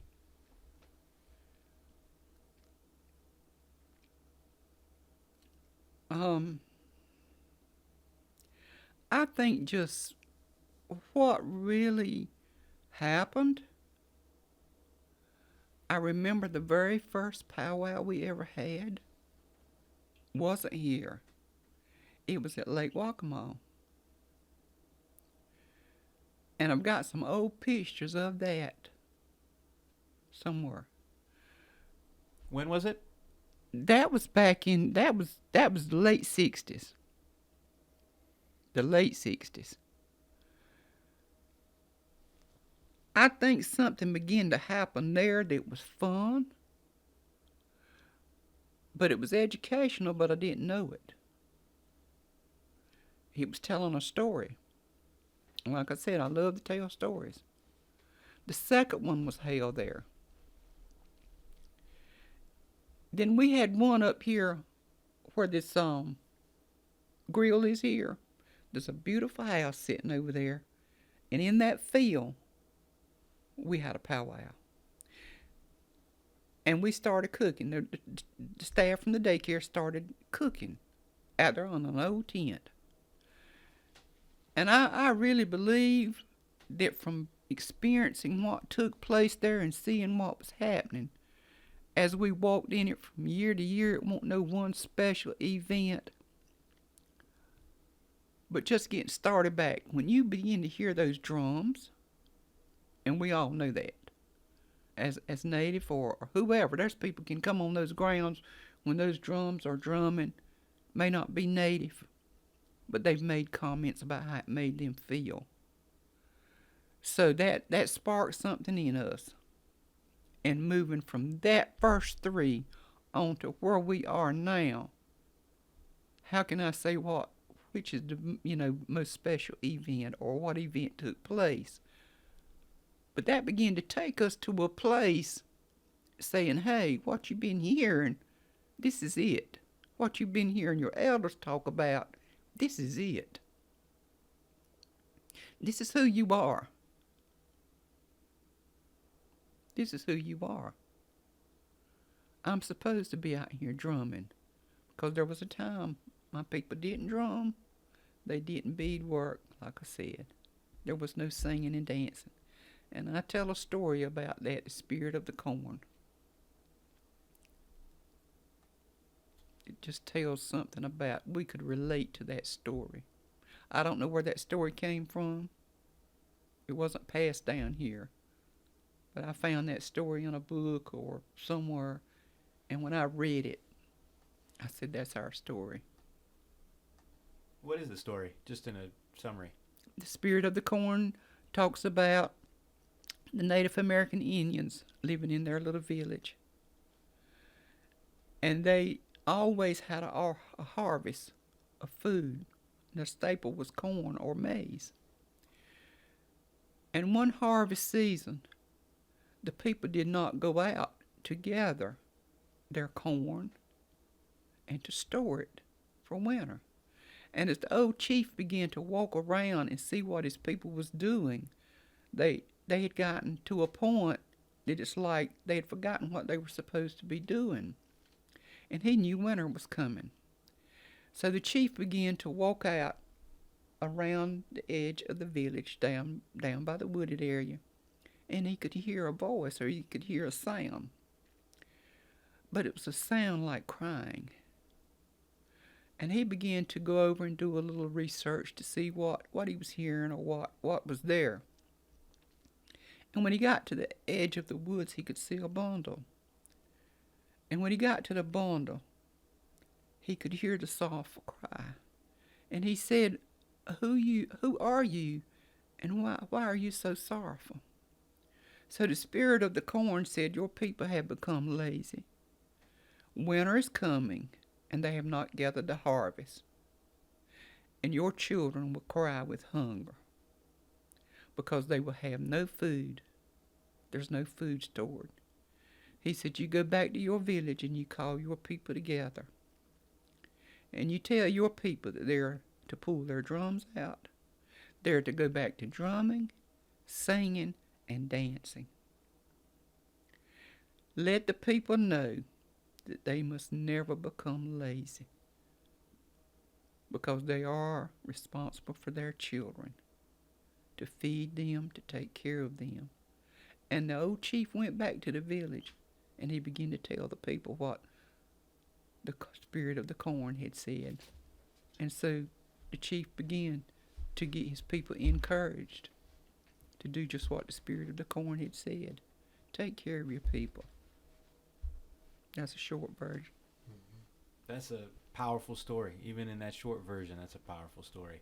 I appreciate that. And, that's the other thing that we're talking about is people. And you mentioned a lot of your mentors throughout this interview. But I was wondering if you wanted to mention any more mentors you may have had over the years. I do.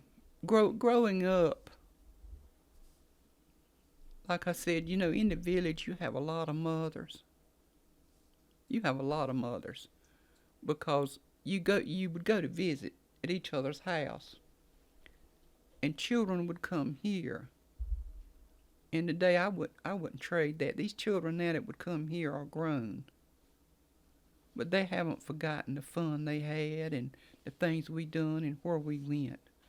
So when I look back, the mothers or the mentors that taught me, and I'll tell you one that at first I didn't want her to teach me nothing.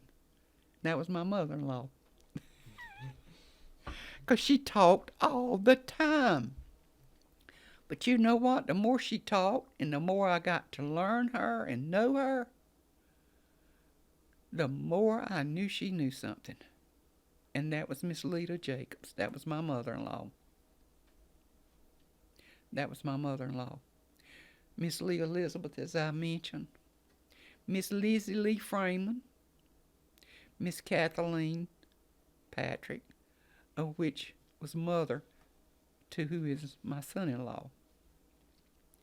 She was one of the greatest, and I won't call her religious, her and Miss Lizzie, but they were my mentors in my spiritual walk. I didn't know anything at 19. I didn't know anything about the Bible. I mean, I was just going to church, But I watched their life. I watched them raise their children. And, we would go places together. You talking about having some fun with older women that could teach you something? Miss Sarah Jane Jacobs, Miss Edna, these were sisters. There was 7 of them. Miss Amanda, she was a diabetic, but she was the most jolliest diabetic you ever met in your life. They had started removing some of her toes, and I would do the driving. If we wanted to go somewhere on a trip, like go to the mall or go to Wilmington or go out to eat, as a group from the church or whatever, anybody could go. But I would do the driving after I was like 19, 20, whatever, and older. And we went somewhere one night. We'd go to Pembroke a lot, go to churches up there, go to different functions. And we were coming home. And when she started to get out the van, her toes, there was no toes on this left foot.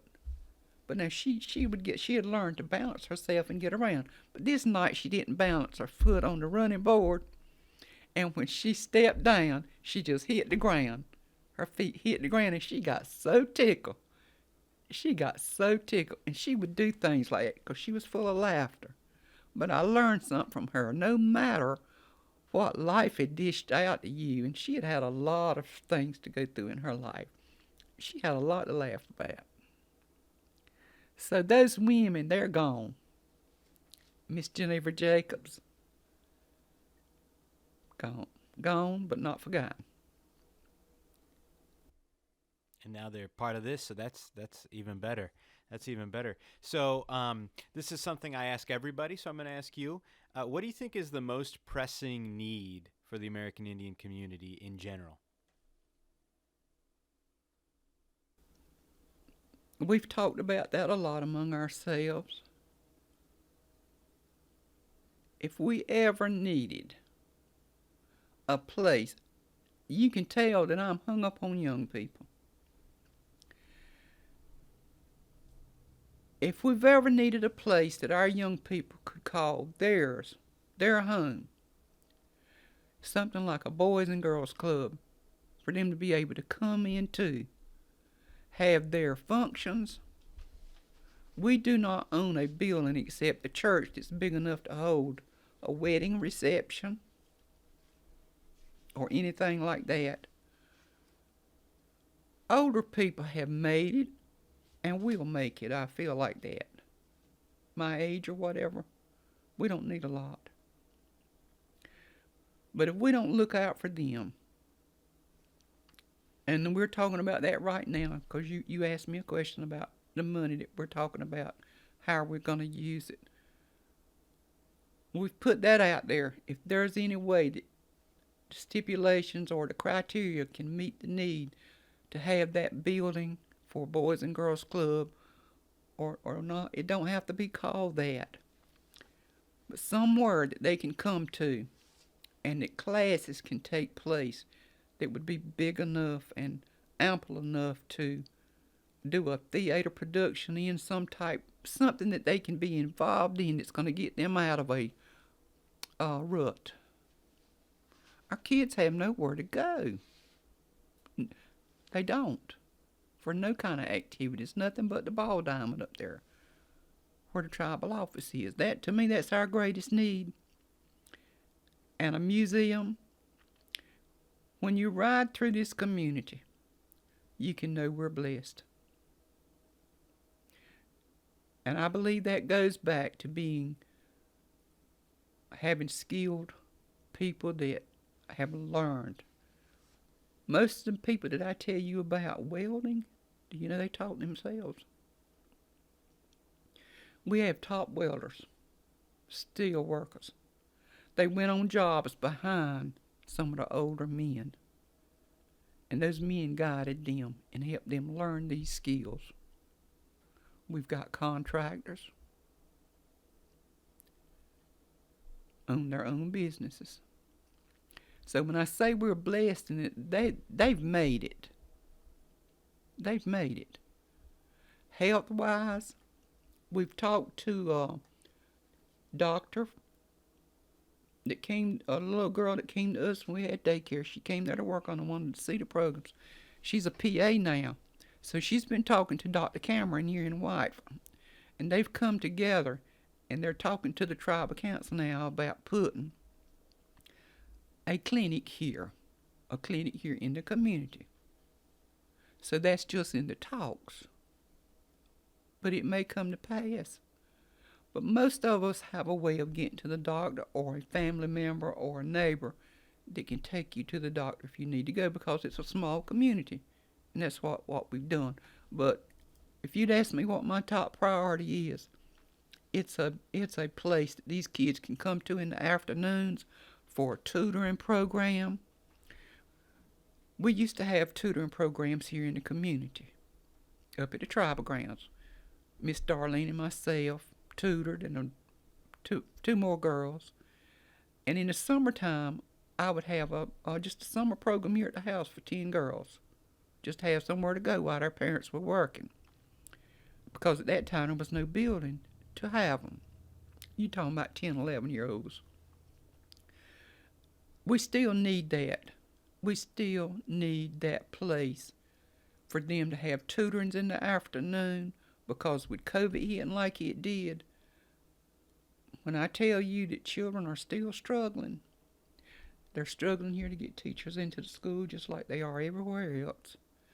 Children are not totally getting what they need. But if they can get that tutoring in the community when they get off that bus in the afternoons, there's proof that it can help. I didn't have to walk in that school over there in the last 20 years and hear that the Indian children are behind, because our records prove through the state under the Indian Education Program and the reports that come out the grades of our Indian children here in Columbus County. And we've still got those tutors in the school. So all of that sounds, I mean, that's great to add to the record.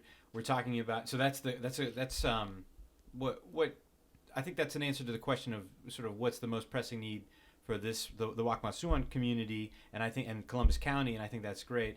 One thing I did forget to kind of ask is, at one point you said Waccamaw, and then you added that wasn't Waccamaw Siouan. That's added later. Can you explain why that was added later? What's that circumstance? The school wasn't called Waccamaw Siouan School. It was Indian High School. We know that names get changed a lot. And when we begin to look at people of the fallen star, Waccamaw Siouan, people of the fallen star, at some point in time, in the records back from Lawson came through and he did his report on what he had found here in the swamps, we were called Waccamaw. Just Waccamaw. And with that lake being Lake Waccamaw, our tribal councils they came together down through the years, back some years ago, and added that Waccamaw, knowing we were the Sioux language, and that's where the Siouan came in. There's been a lot of research done, and still are.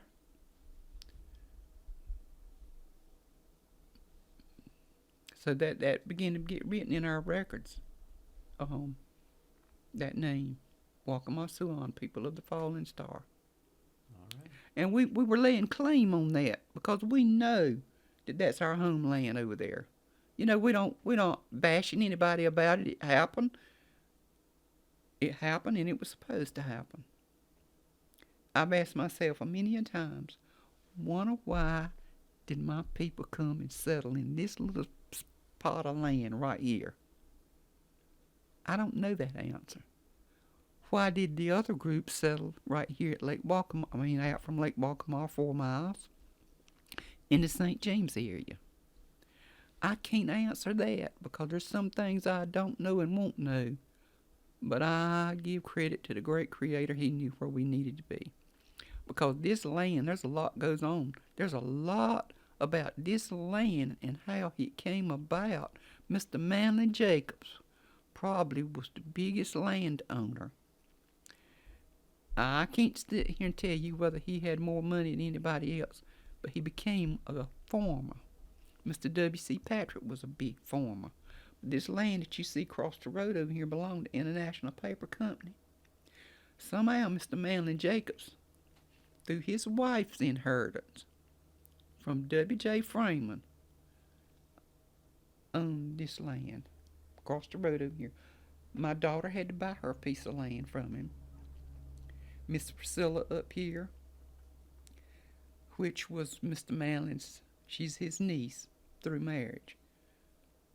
Now, all this land on this front out here belongs to different people. Mr. Manley's grandchildren, and he sold some to other people.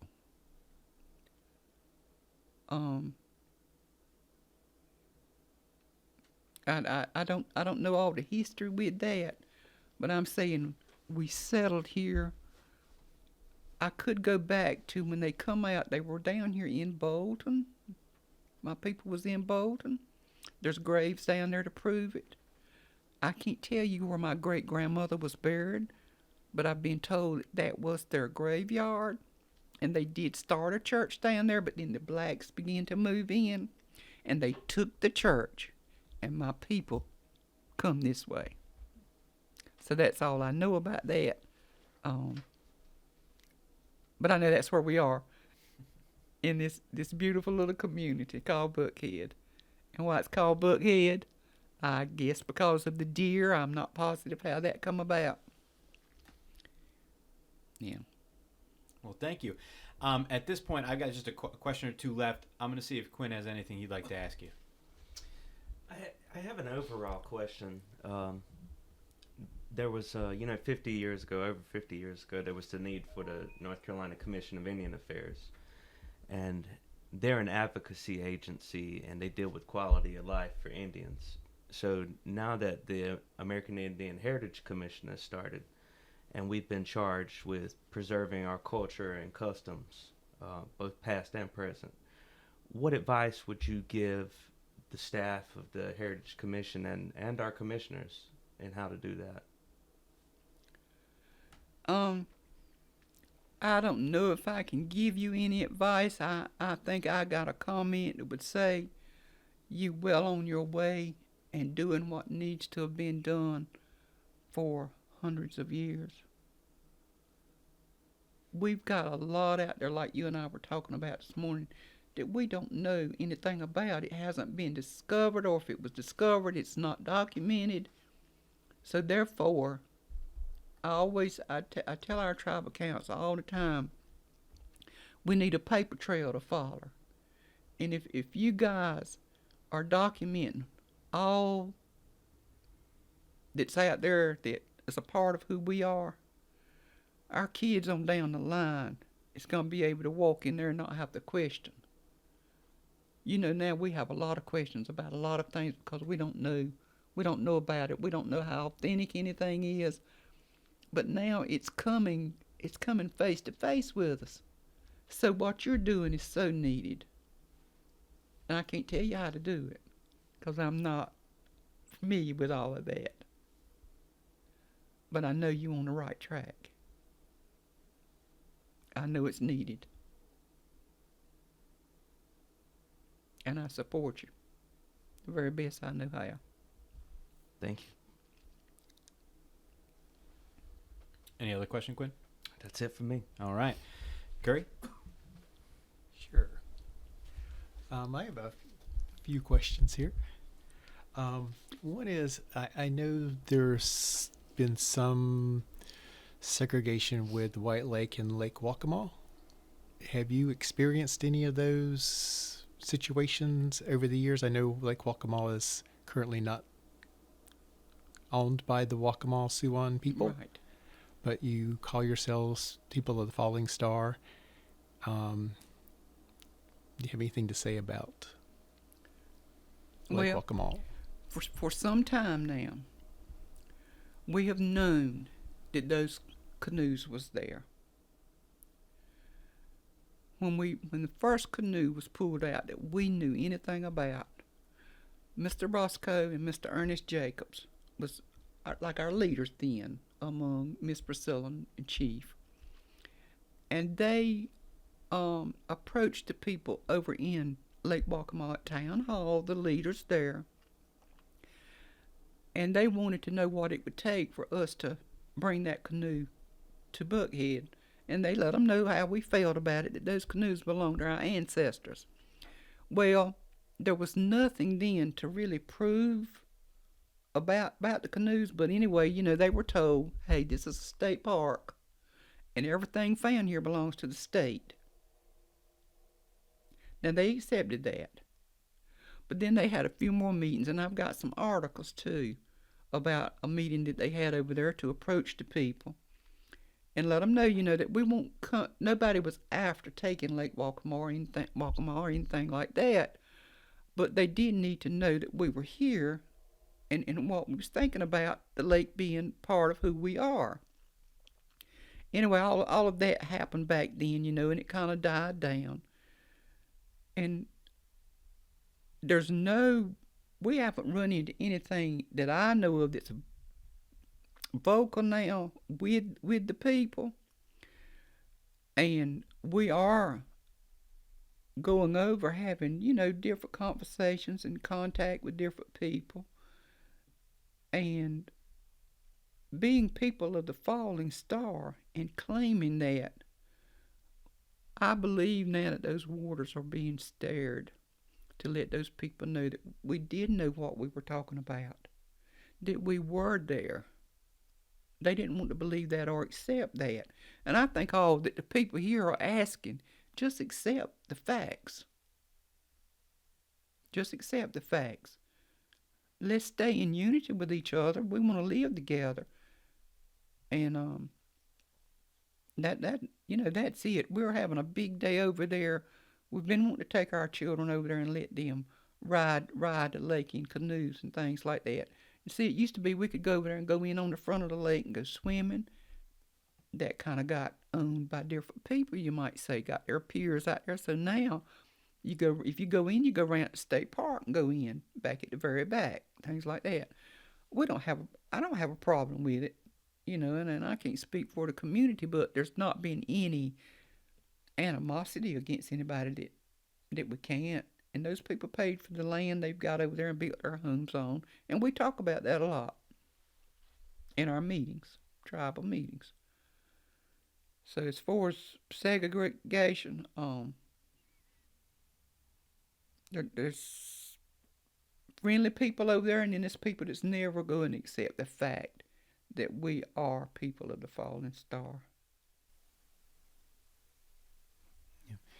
Can you speak to the significance of the canoe you have at the tribal center currently and the canoes that are still there and what that means to you? It's a proud moment. It was a proud moment when it come up out of the water and you could see it. We couldn't touch it. But just to be around it spoke volumes. It's almost like that we could interact with our ancestors. When they moved it and brought it up here to the building, and we did the little ceremony of smudging, blessing it, that's hard to explain. That's hard to explain how everybody felt. Our elders was there, our youth was there, experiencing something that we've been talking about for years, but yet here it is.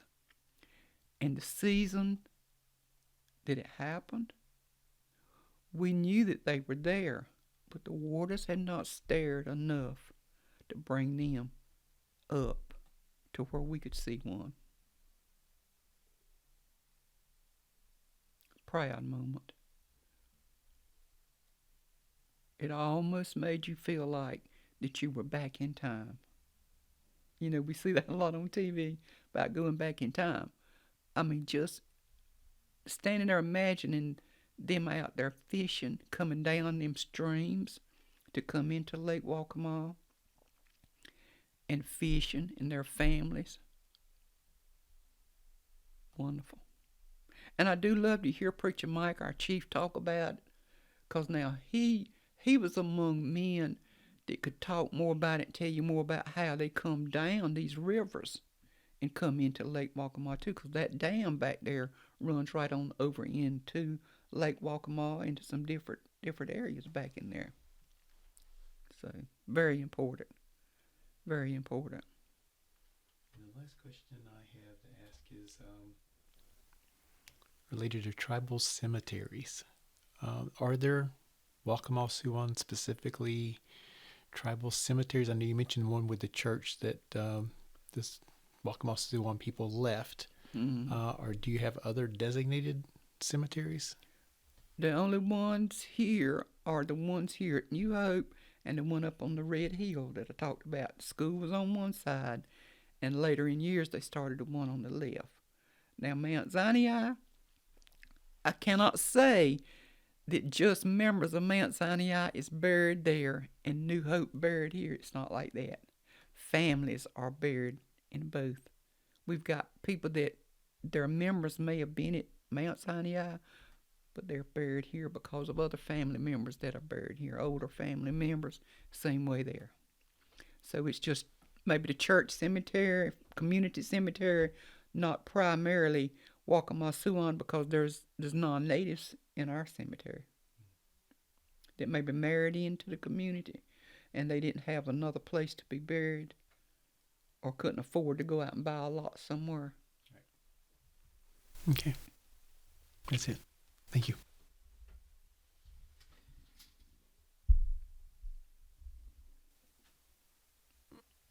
Okay. Well, this is something else we've kind of talked a lot about today. They're proud moments. I'm interested to know what you are most proud of.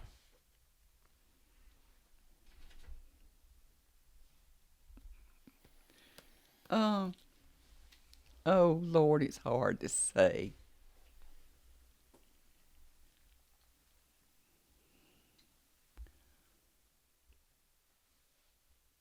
I think I'm most proud, first of all, of my family.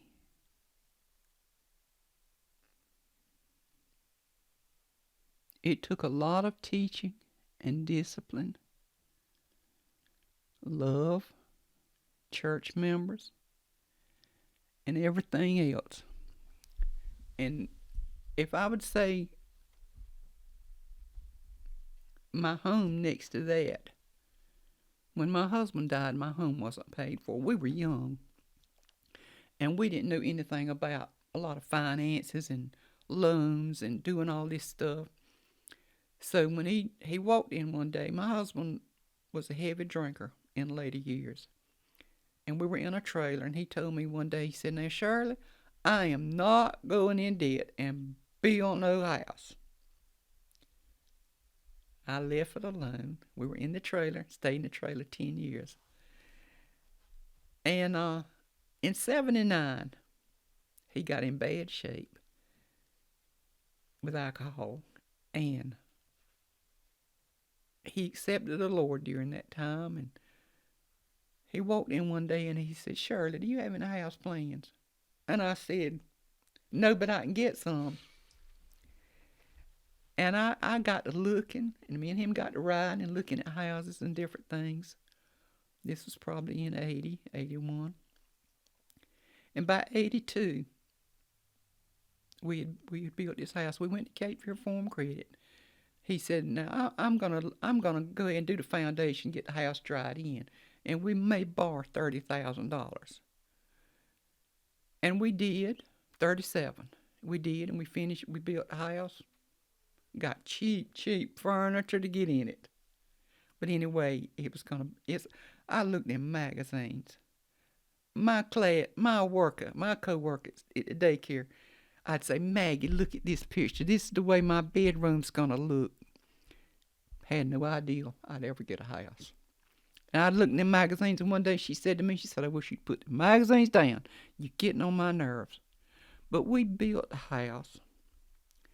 And I was thinking that we had got the life insurance right in our house payment and everything. I didn't know. Anyway, we did. We built a house, and he lived 13 years. And I called Mr. Mercer after he died, and I said, "Mr. Mercer, will you take a look and see did we have life insurance?" And I told him what had happened. He said, "No, you didn't." But I'm here to tell you the reason I thank the Lord for my house, and I'm proud of it. I told the Lord one day, I said, "Lord, if you will strengthen me and help me to work till I get this house paid for," I said, that's all I ask. And he did. The last payment I made on this house, the lady called me from over there at Cape Fear, and she said, "Miss Shirley, you got enough in stock to finish paying off for your house, and you can get the clear title on it. I thought I would. Oh, I didn't know what to do. But anyway, that's why I tell you I'm proud of my home. He let me work, and I left the daycare and went to in school system, and paid off for the house and everything. And I had 2 children would have probably helped me pay off for it, but I didn't want them to have to do that. I didn't. And the reason I tell you I'm proud of them, I've gotten older now and do have a lot of doctor's appointments and stuff, but I don't have to worry about anything. I don't ask them for anything, but they'll see that I don't need anything. And the same way with the grandchildren. So yeah, I'm proud of that. But I am proud to be a part of this community. Proud. Wouldn't want to live anywhere else. Wouldn't want to. Even if I had the opportunity now. My baby daughter, she is just so, I don't even know how to talk about her. She used to come in here when I was paying for the house, and she'd say, Mama, let's do these sweepstakes. She'd say, Mama, let me send this off. I said, I dare you. I dare you to go out there messing with a sweepstakes in my name.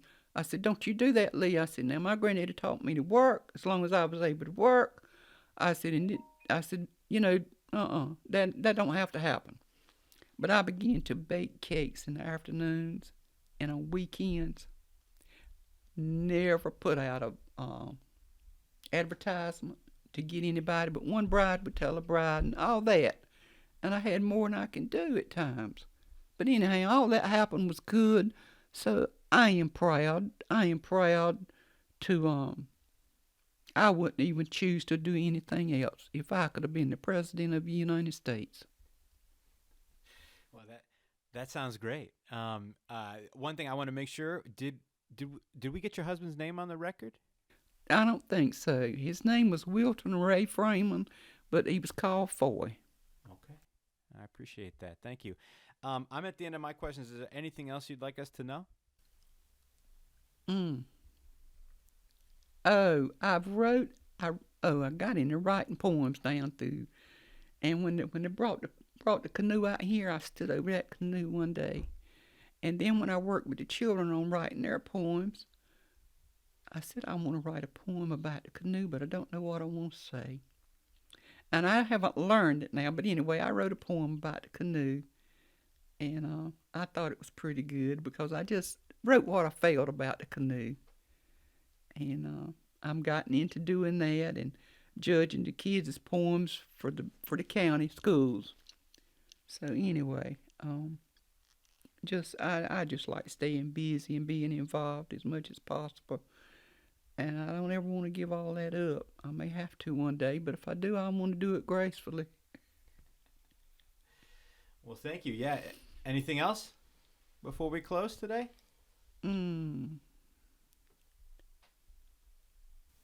I'll add that she's a member of the Longleaf Pine Society.